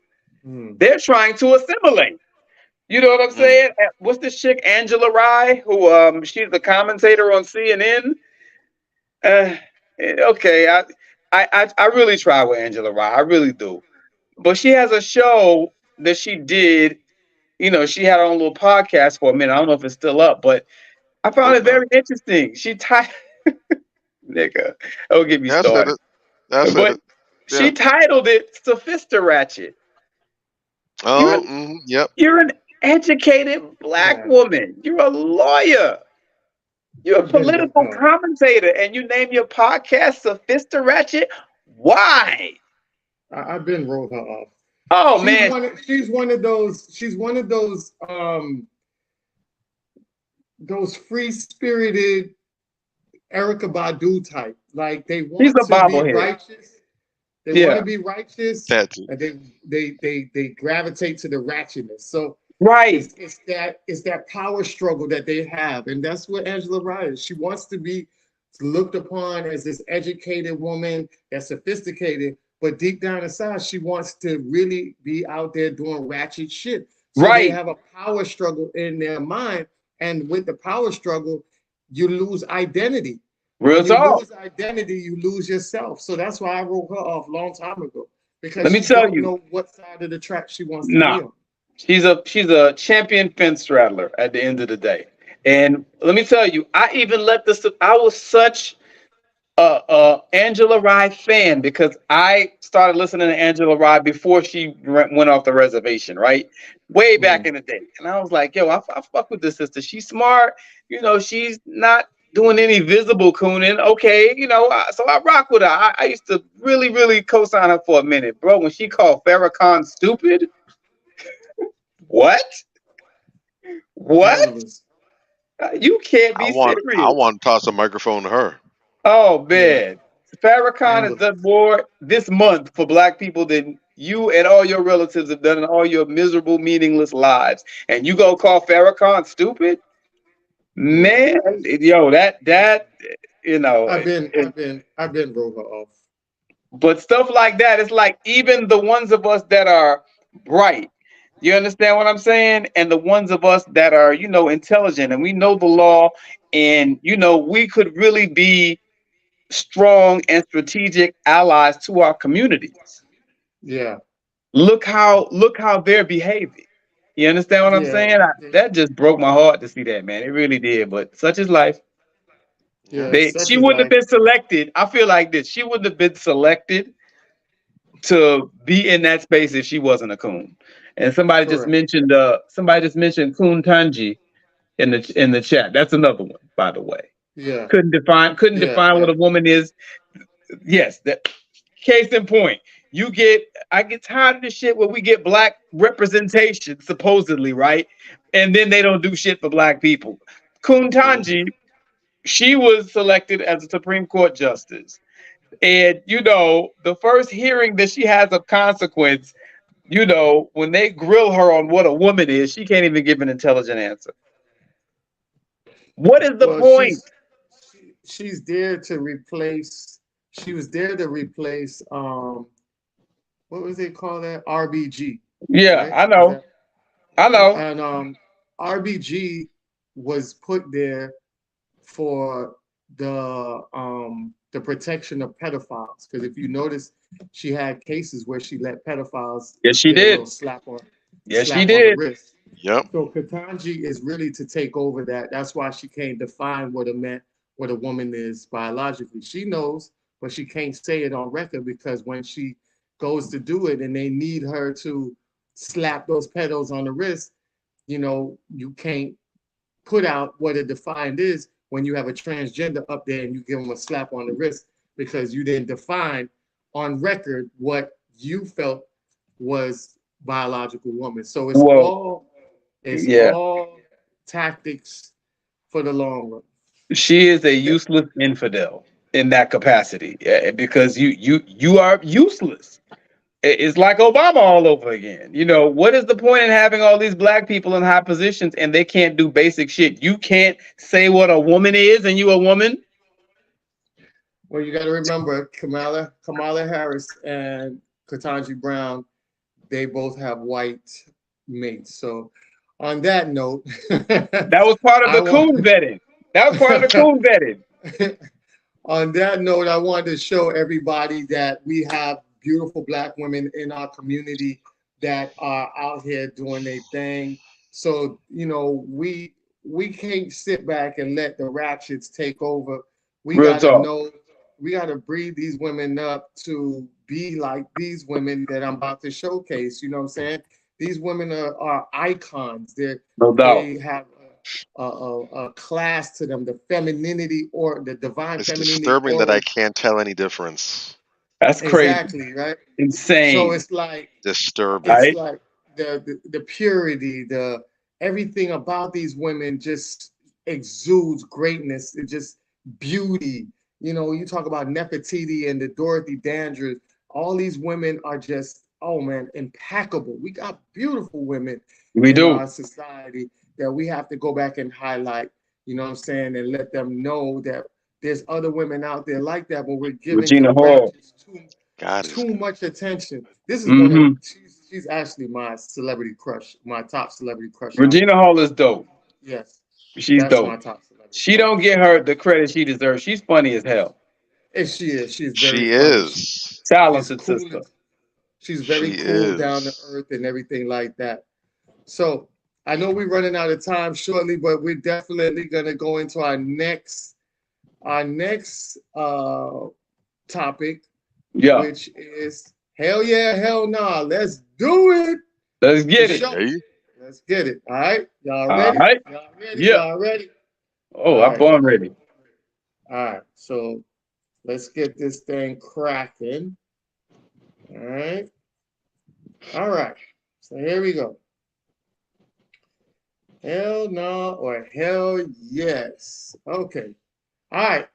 First up, NWA. Hell Hell yeah, yeah. hell no. Hell yeah. Hell hell yeah. yeah. Hell Hell yeah. yeah. 1,000 miles and running with a hell yeah. Oh my Hell yeah, God. yeah. Them boys was Yeah, it. yeah. Sorry. Yeah, they kept me up. You know what I'm saying? Them boys Yeah. kept me like head on a swivel. You dig? Yeah. Yes. I was Exactly. in the bay when them boys came out. All It was a right. thing. All right. So next up, Daphne Springs. Hell Hell yeah. yeah, hell no. Hell yeah. Hell Who's That's yeah. that? The chick from that Baltimore. sister. That's where she's from. Look, Yeah. Where's that she from? sister be doing God's work, man. She's the one that be holding these busted broads accountable, calling out the nonsense and everything else. Uh, Um, I gotta look she's her up. definitely doing. You've seen some of her posts. You just not putting the name together. yeah, I she's know a for a fact you comedian. have. Yeah, she's a comedian. Pretty sister, big old eyes. Oh yeah. If you Google her right now, you'll know exactly who I'm talking about. She's funny though. I've seen some Oh of her wait, hold on little a second. stand-ups. Oh wait, am I? No, no, no, no, no, no, no. I think I might be confusing her with somebody else. Hold on a second. I know Daphne Spring. Oh, sorry, no. I was getting confused with somebody else, but no, Daphne Spring. She's a comedian. She's got a lot of funny skits on Yeah, YouTube and other places to Instagram. yeah. You can look her up right quick, Oh, man. You'll see her. Yeah, she's a she's Probably Florida. good. I seen a like few her. skits. Oh, she's from Florida. Okay. Yeah, she live in Baltimore though, but she's from Florida. Yeah, she's dope. Is she a Florida? Okay, Yeah, Oh yeah, I seen. told you. Okay, I seen her comedic skill. Yeah, she is funny. She is a she's funny next up, comedian. She's dog. funny. I Yeah, think She's she's pretty next up. cool, down to earth. yeah, Very approachable. I've seen her on a couple clubhouse rooms, whatever. You know, she's very down to earth. Um, Not on some diva esque celebrity nonsense, whatever. Real Yeah, thorough yeah. chick. I like her. She's cool people's. and one of the Gotcha. few women I see actually with her real hair sometimes. That's what's up. I shout out to her real hair. All right. Mm. Okay, my celebrity crush, Regina Hall. Hell yeah. Hell yeah. Hell yeah. Regina Hall is Hell, the shit. she is the She shit. she is popping. Regina Hall is Definitely a popping. forever babe. Definitely. She popping. Inside Next and up, out. next up is Pretty V. Hell no. Pretty V, yeah, hell yeah. Why does that You name like sound Pretty V? familiar? Ooh, Pretty V. Isn't Pretty V the one that? Oh no, that's Ari, right? That was Ari with the She breast. been on Wildin' Out? Yeah, man, the skinny girl who who always do the Remind me, ghetto girl right? character. The which The one who one was character? the one who always do the ghetto girl character. Oh no, I don't know who Pretty V is. What? I'm thinking the Ari chick. I was She's like, she's been on Wildin' Out several times in the last season or two, I think. Yeah, man. I She's don't kind really of a know her big like that. deal. I've seen a couple of things. I saw her live when Wildin' Out did one of their live shows out here. She was she was kind of funny. She funny as yeah. hell, bro. She looks like Sierra. She looks a lot like Sierra. Oh, okay, okay. Yeah. All right. CNN. Hell Hell, no. Fuck. hell no. I No. don't fuck with Hell CNN That at is all. a no to the Caucasian News Network. I'm cool on Nah, them. bro. no. I am cool in the Oh gang yeah. on them. Oh, I the don't rock with Caucasian them at News all. Network. I didn't even realize that. That's funny. All right. Fannie Willis. Who's that? Bonnie Willis. That's the coon that they got in Atlanta, the DA. Oh, hell no. Yeah. She the one that Oh, locked up, the one that got Young Thug and Yeah. them cased up. She's supposed Nah, to be I'm good. doing some prosecution with Trump there now. we go. Nah, Oh I'm good. boy. I'm good. I'm good off of her. Yeah. All right. Next up, Melissa Ford. Hell yeah. That used to be Hell yeah. Hell yeah. video crush, dog. Like, Machine Gun Melly. Machine Gun Melly's dope. oh man. Yeah. Shout out to her now. She's one of the co-hosts on Joe Budden's podcast. Oh I word? don't I watch didn't it. know that. Yeah, I didn't know Yeah. that. I've seen. I don't really watch his podcast like that. I actually liked Budden's format before they went to YouTube and left Spotify. But Okay. from what I understand, the podcast on there was lacking until she got on there. So she really helps provide some balance on there. Nice. And Yeah. she has some pretty good insights. It was cool hearing her hearing her thoughts on She's that. not dumb at all. That's why I like She's her not. No, because she Yeah. is not like the rest of these video chicks. The most of them, you know what I'm she was saying? one of the bright spots, one of the She was. few bright spots and highlights of that video vixen era. I'm glad to see Yeah, she's Yeah. doing exactly. well. Oh She man. really I was. used to look for Melissa Ford in the videos, bro. What? That was my girl. All She right, was What? she was the Hooters. best of them, and she was the best of her class, definitely. Exactly. Mhm. Hooters. Hell yeah, hell no. Nah, I don't like Hooters. Hell Again. no, hell I don't no, like. no, no. Them greasy ass wings, nigga. No, I can't. I mean, I think I'm gonna die every time I take a bite out of them wings, bro. Like they just nasty and no, I'll do go with too that. no. sweet stuff. I don't remember their wings, to be honest. I've probably eaten at Hooters, and I live not far from one either. I've probably eaten at Hooters maybe 3 times total in my life. And the Yeah, last time I had their food was probably about sometime early last year, so I don't recall any of the food. But that says a lot because if I'm not checking for you like that, then that means you ain't hitting. So exactly. It is. All right. It is. Lamont Rucker. Who the fuck is that? Hell yeah. Lamar Rucker's an actor, man. You know who Lamar Rucker is? No. Lamar what's he Rucker. in? He was in Greenleaf. Jacob Greenleaf. You remember that role? Greenleaf was you talking about the old school dude, the old school father? No, you talking about Keith David. You talking about Shout out Keith Keith, David. shout out Keith Lamar David though. Rucker. He like the real big dude. Just Google his name, dog. I would thought you would know who Lamar Rucker was. But yeah, he's pretty Lamont, or Lamond, or Lamon, Lamman, I think. Rucker. Yeah. Oh, that's man. All you gotta say is why did I get married? The dude from Why Did I Get Married? There's a lot of dudes in Why Did I Get Married? Lamont You know what I'm saying? No, but he was the officer. He was the one with Jill Scott. Ah, Everybody knows. yeah. The officer Everybody dude. know him from There that. you go. Yeah. oh, Him. that's his name. Yeah. I know his I name knew was he's one. Lamont Rucker. Man, Yeah. I knew he's one of those Negroes who you know the face, but you just don't know the name. I thought Yeah, he was exactly. somebody else. You gotta give me the names. Hell yeah, that's Man. my dude, man. He's a great Listen, actor, man. let me tell Shout you out to the something. brother. Phenomenal actor. Not only is he a phenomenal actor, he has a program where he does mentoring for young Yes, men.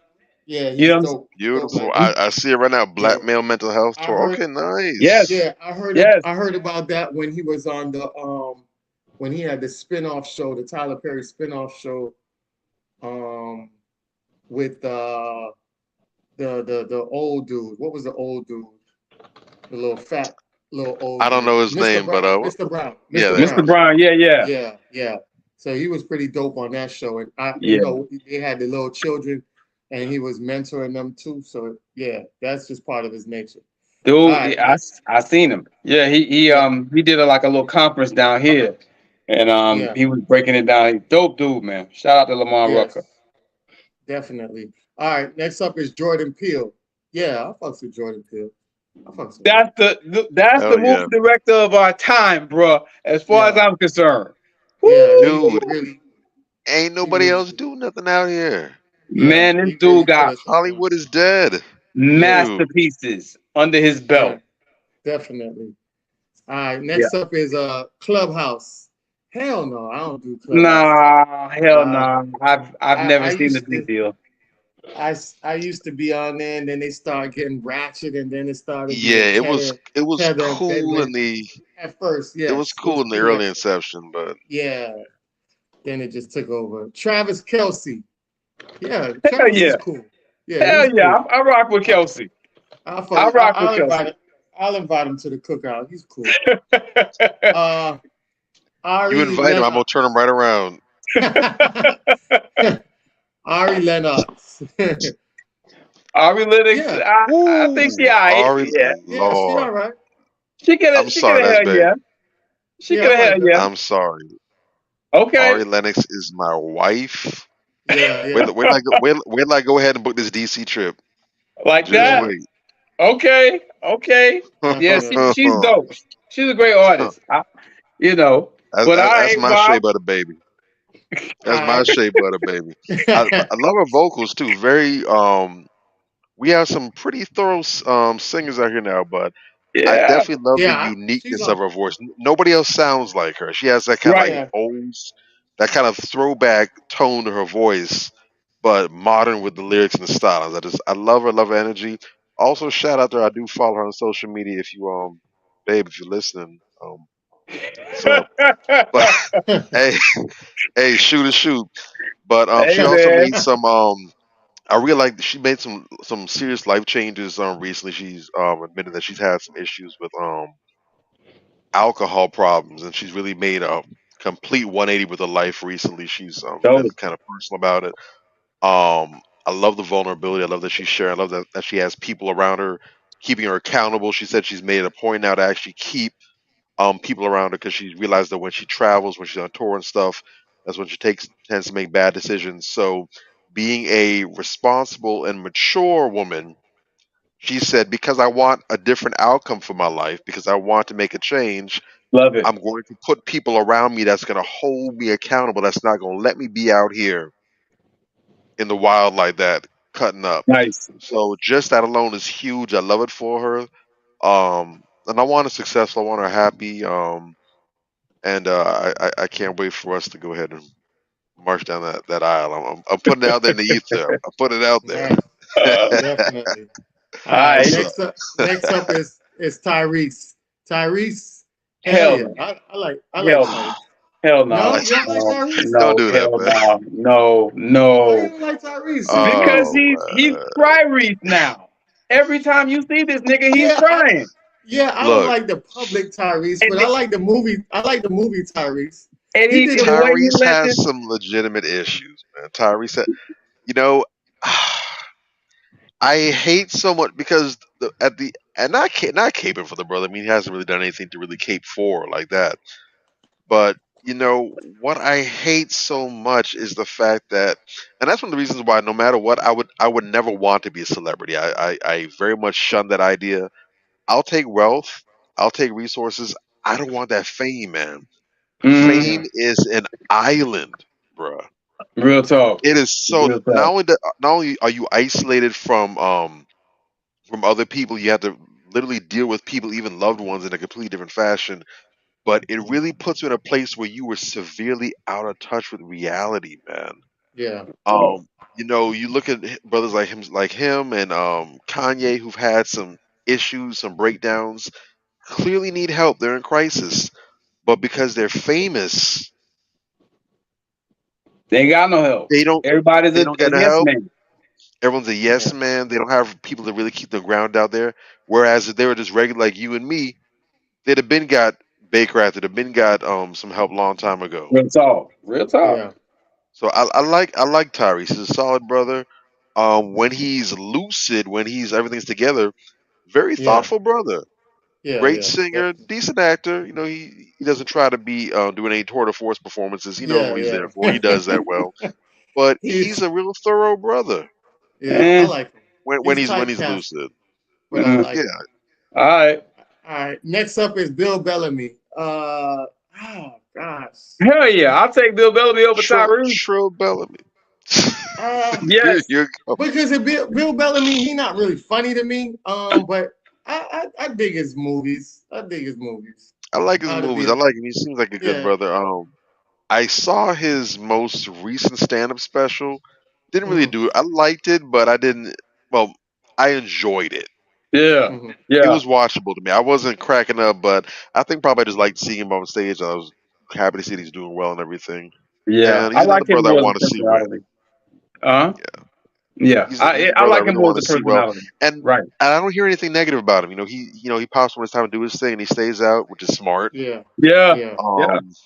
Um, I like the brother. Always have. Got that. All Got right. that. Next one up is Escargot. Hell no. Hell No, I no. don't eat snakes. Nah, I'm not that exotic. Bobby eat that shit. That's why he kick niggas in the Oh, you throat. talk. Oh, you talk. You talk about the food. No, there's there will never come. And I'm adventurous with food as well.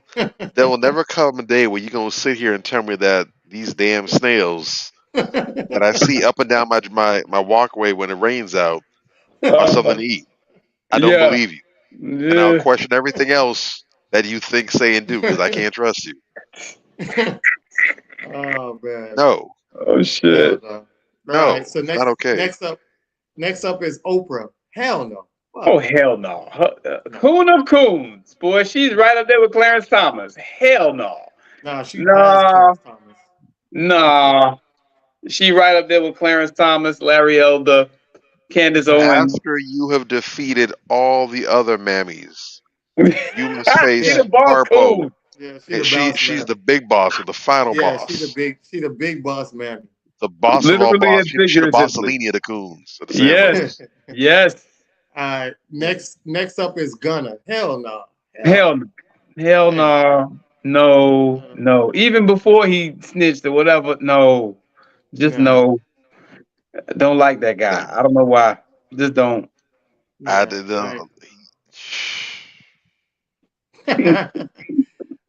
right. Next up after that is Deathlock Piccolo. Hell Yeah. yeah. oh, Y'all know. I'm Vibing. sticking, I'm rolling, I'm I'm in my sticking, zone. I'm I'm in rolling, my zone. sticking, I'm rolling. stick, I'm Vibing. rolling. I was just playing that. Man, I was just DJing that Woo! this Sunday. I mean what? Saturday. And hey, Deadlock cool as hell too, man. Like, listen, I'm still wondering how I got home that night when he gave me my first blue flame. Yeah. Like, man, try this drink, Gage. Try this drink. Man, he gave me some shit that was on fire. That should have been the first tip. The shit was on fire when he handed it to me. I had to blow it out. I took that shit to the head, bruh. Bruh, I had to run around the club about 10 times before I was sober enough to get in the car. And then I still had to sleep for like an hour and a half before I could drive home. Bruh, Oh Major, damn. I didn't know you like to get wet.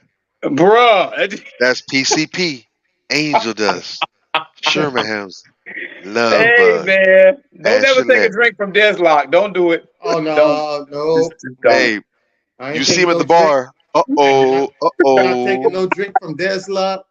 I'm not taking no drink from Vito. I'm Yeah, not smoking nothing from Trick Daddy. I'm good. man. I know Don't I do it. know Cardi when to B. say no. I know when to say no. All right, so that does it for tonight's show. As far as we know, we're going into our final segment, But before we get into our final segment, we're not going to do a queen check tonight. It is the month of August, so I definitely want to highlight what we got going on for August. But before I highlight that, I want you guys to take a look at this video.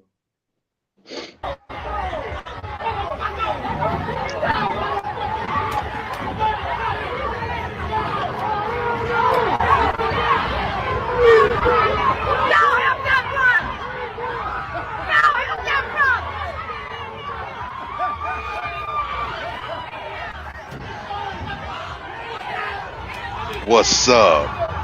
What's up?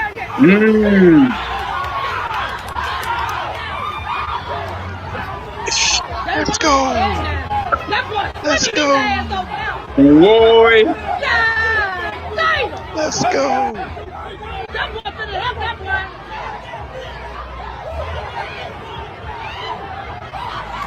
Get up there, young buck.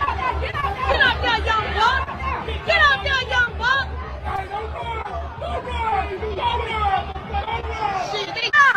What's up? What's up a minute ago? Yeah. DoorDash. Woo! Woo! Woo!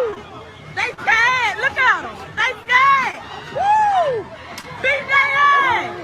Woo! Oh, goon, what he doing? Oh, goon. Woo! That what you get. That what you get. That what you get. Oh, Wait for it. Wait for it. Wait for it.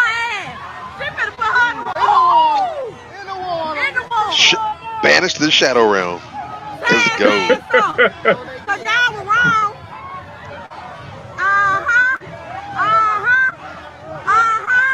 You some.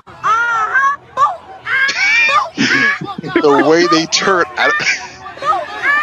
Boy. Yo. He ran and jumped in the water. Yeah.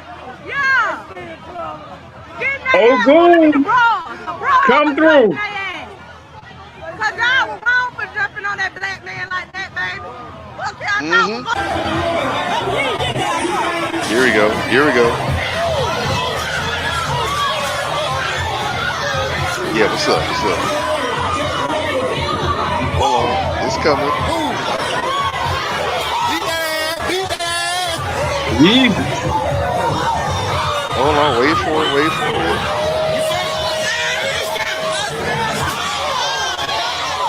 By God Almighty! ECW! Man. Oh my God! He going to jail. They better get him a belly. Oh my God!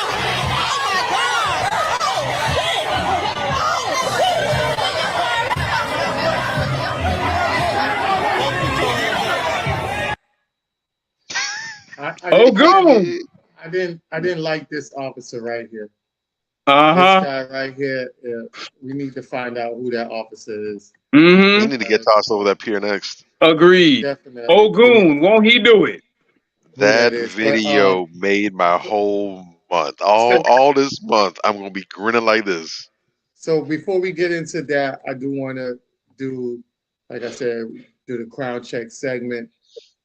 So our crown check segment is really the history of what we know as Black August, right? So Black August celebrates the history of Black resistance in the U.S.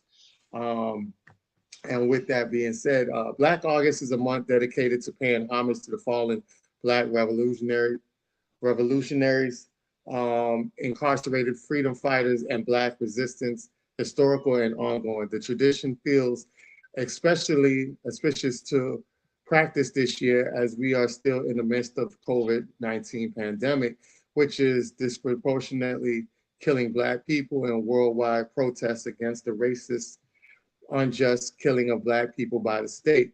There is so much power in elevating our histories and reflecting on the lessons learned from the lives of our past radical ancestors whose legacy shapes the time of the Black uprising. Um, then in August 1st, 1978, Jeffrey Garden was killed during a game of touch football in the San Quentin prison yard. Someone pushed him too hard and he hit his head as he fell to the ground. As the other prisoners clamored for medical attention, guards cleared the yard, one person at a time, searching each individual. By the time the prisoners were cleared, Garden had bled out. The 32-year-old had been in prison since 1967 and was inspired by the likes of George Jackson to become the militant activist. He makes few appearances in the records of California's prison movement before his death, though he was very well known amongst the Bay Area prison activists and well respected amongst other men of color in the California prison system. He was convicted in May 1972 for killing a civilian laundry worker at Folsom in the previous September, allegedly in the retaliation of Jackson's death. And the incident occurred just after Golden was released from solitary confinement, and he was returned there after conviction. Here's the historical part that I want you guys to pay attention to. To his Golden's death signaled the decline of what was once been a vibrant movement for the prisoners' rights. Black August was a way for them to honor him and other activists. As the holiday continued, identified a variety of other significant events that had occurred in August.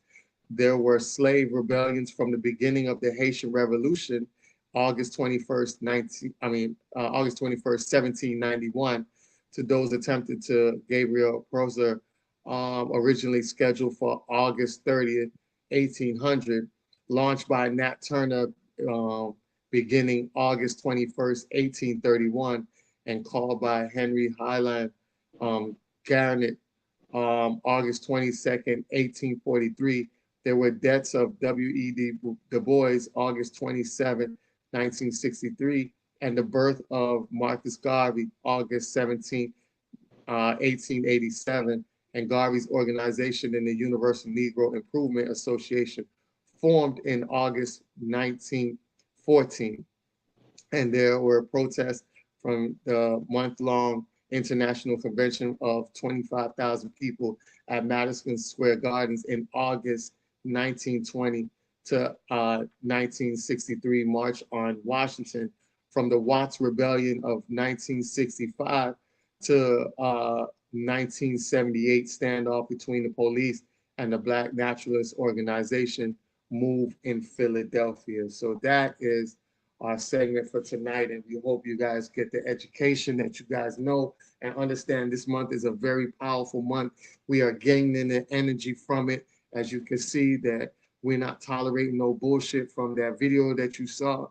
You hit us, you know, this is the unity we had back in the day. We need to bring that back. You harm one of us, we're gonna fuck you up. Point blank. Simple as that. That's the way Simple it as needs to that. be looked at. We need to stop having that harmful energy for each other and start having it for the rightful people, which is the racists and these people that treat us like shit and try to degenerate us or don't have respect for us and are very disrespectful towards us, our women, and our children. We need to rise up as men and be the protectors and guardians of our community and our society. So with that being said, I'll pass it over to you guys. That's all I have for y'all. Ogun come through. Won't he do it? I loved seeing them beat the brakes off them white supremacists that tried to look like they were trying to lynch that brother.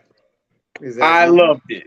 You understand what I'm saying? Because it don't take all that. If it's a fight, let it be a fight. It takes 12 of y'all to jump on this one man. Correct. You understand what I'm saying? And I'm so glad to see brothers and sisters. Sisters was jumping in too. I was like, shit. I am so glad to see brothers and sisters come together and produce justice at the end of the day.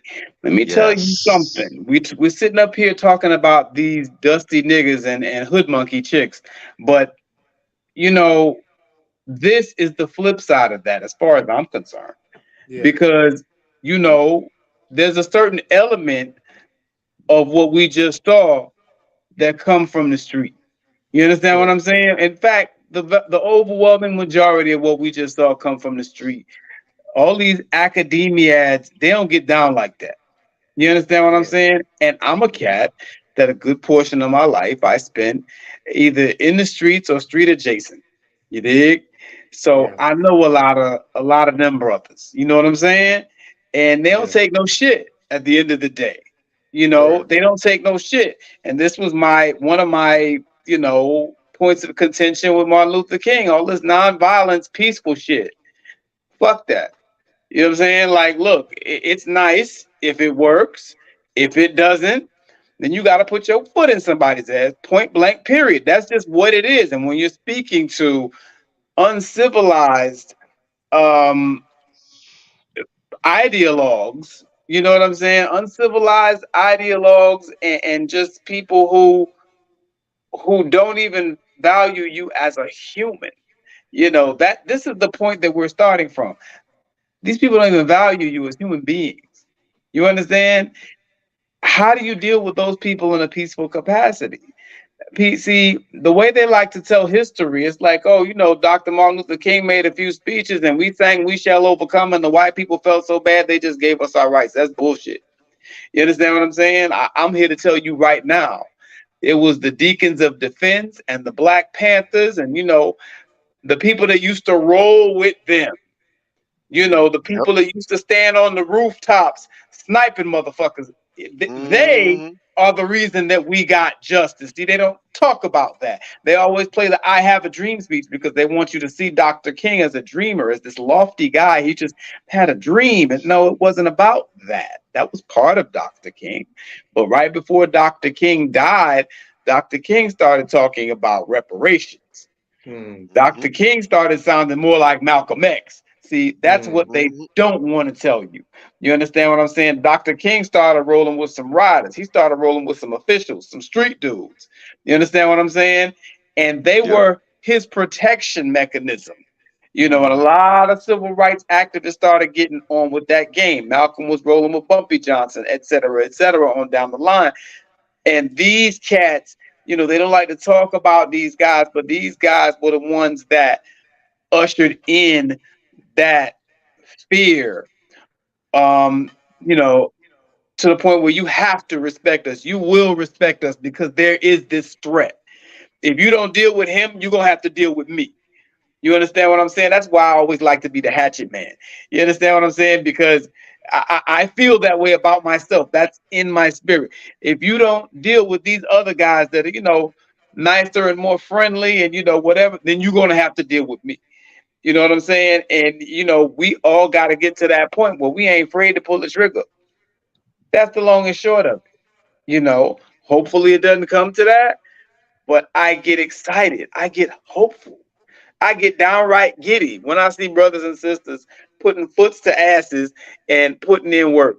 I love it because at the end of the day, we tired of being pushed around is what it says. You know what I'm saying? We're tired of being pushed around and we're not going to accept that shit no more. We wipe up the floor with your monkey ass if you keep trying. That's the energy we need to be on. You understand what I'm saying? And Farrakhan said something very interesting in one of his lectures. He said, people be so afraid, oh, I'm gonna get killed, I'm gonna get, whatever. And it's like, well, you need to be, some things you need to die for. Some things you need to be prepared to die for. That's exactly what he said. And, at the end of the day, Malcolm said it a different way. He said the cost of freedom is death. So at the end of the day, who is going to stand up and be counted when shit like this pops off? Because we've seen all these microaggressions, a significant uptick in them since Barack Obama was in office, if we're going to be totally honest. And he didn't do shit about anything because he's a coward. You understand? He gave more protection. He gave them more protection with the blue alert law. He gave them more protection with the blue alert law. So that's what our first punk ass black president did for us. That's the long and short of it.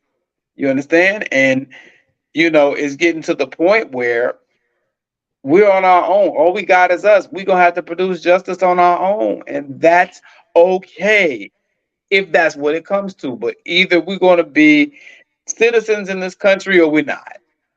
We're not gonna be, in this permanent status of second class citizens in our own goddamn country that we built. Fuck that.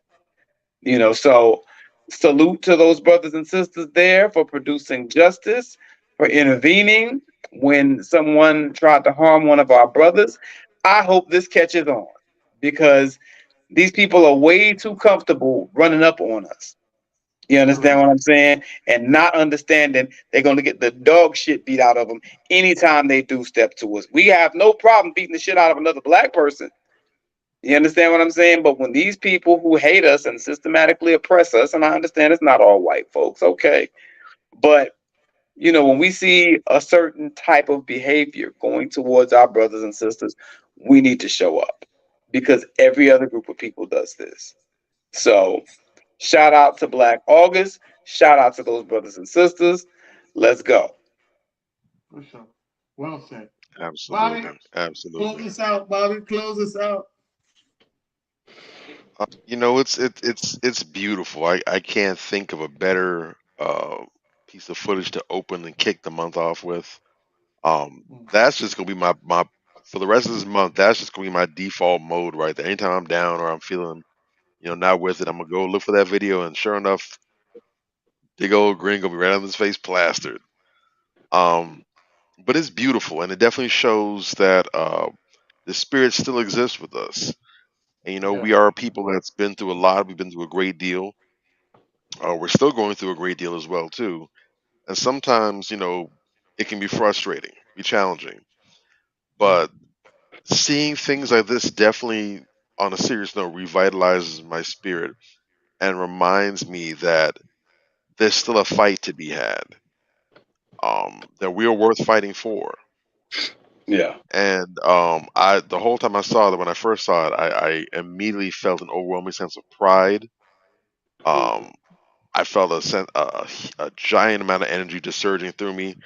I wish that I was there so I can go ahead and definitely help get my licks in for that brother, and definitely to be there with the family, with our people. Um, but it was a good energy. That was, the situation was unfortunate that how they got there, but I'm more than pleased with the result. And it looks like they're taking action. They already found there's a local business apparently that one of the little domestic terrorists owns, and they're already going ahead and putting the information out there. So hopefully they go ahead and start making them pay some economic penalties for Uh their huh. actions as well. There you go. But this is the power of what we can do when we are on code. All those brothers and sisters, they were there on code. They were there. No one had to tell them, "Hey, go do such and such." They realized in this situation what is in our collective best interest at this moment. The answer is plain and simple. Our brother's being attacked. Defend our brother. Protect our brother. Let it be known that this is what it is. For too long now, the cost for black blood has been zilch. It's been free. There has been no cost associated with the taking of black life. Hell, in some cases, it's been a bag. Mm Got some hmm. race Mm soldiers hmm. that actually made off like a bandit from support from their own for offing black Yeah. people. Yeah. That's got to stop too. It is high time that a cost, and a hefty cost, be associated with black blood, because that's what's going to cause it to stop. Right. This is just childhood politics. This is sandbox politics all over again. This is just glorified childhood. When you have a bully in school that's picking on you, so long as you don't fight back, so long as you don't defend yourself, the bully's going to continue to pick on you and pick on you and pick on you. And in some Yep. cases, it's going to inspire other bullies to jump to action, because they're going to say, hey, this is an easy target. This is a sitting duck. I can get Mm my hmm. clout. I can get my status up. I can do whatever I need to do on the strength of this person right here.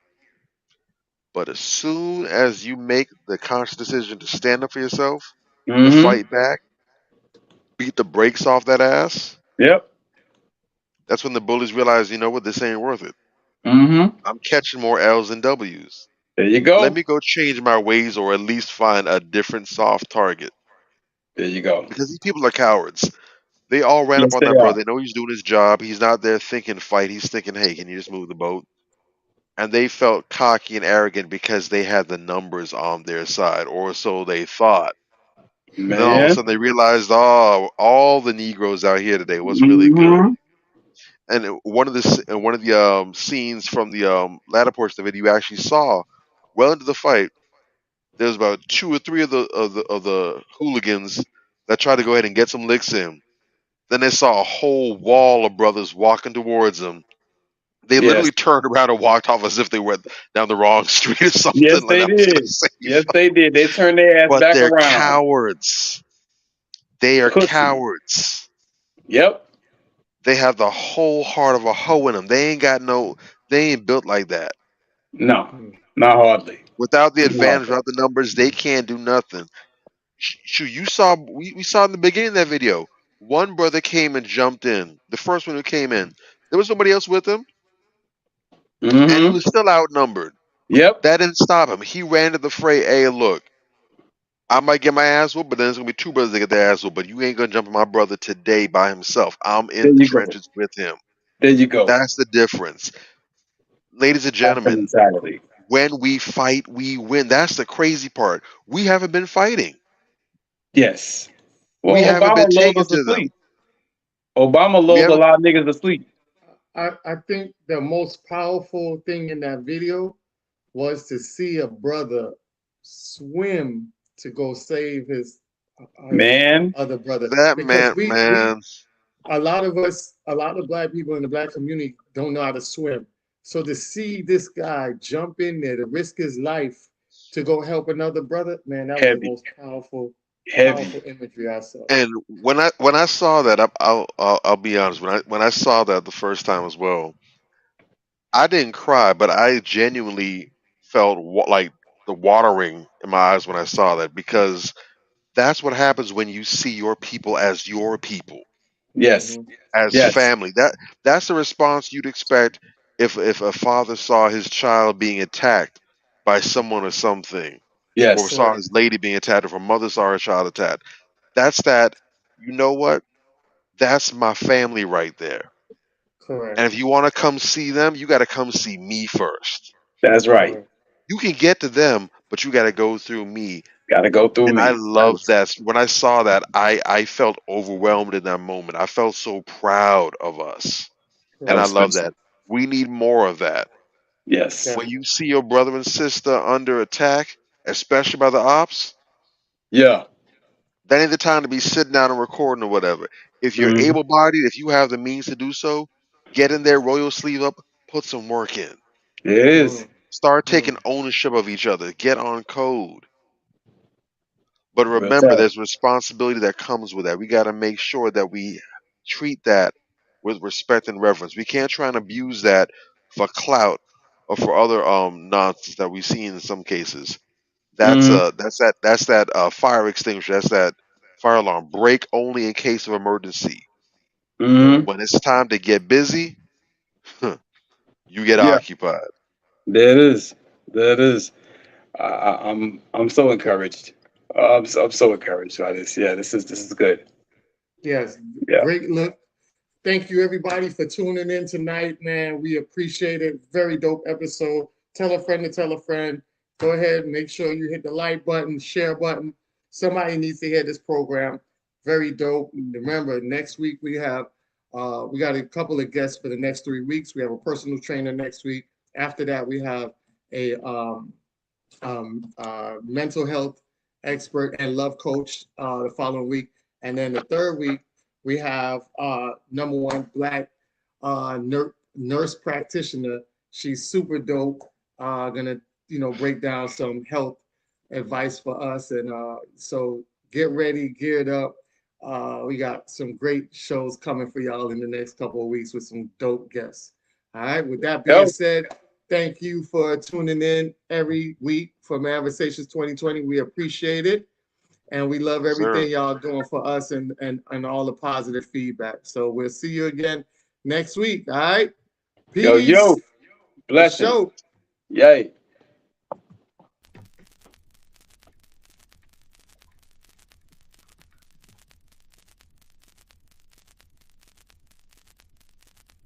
On the album, we do things like songs that are a little, what we call sexy. You can see from the title, it's more of a love album.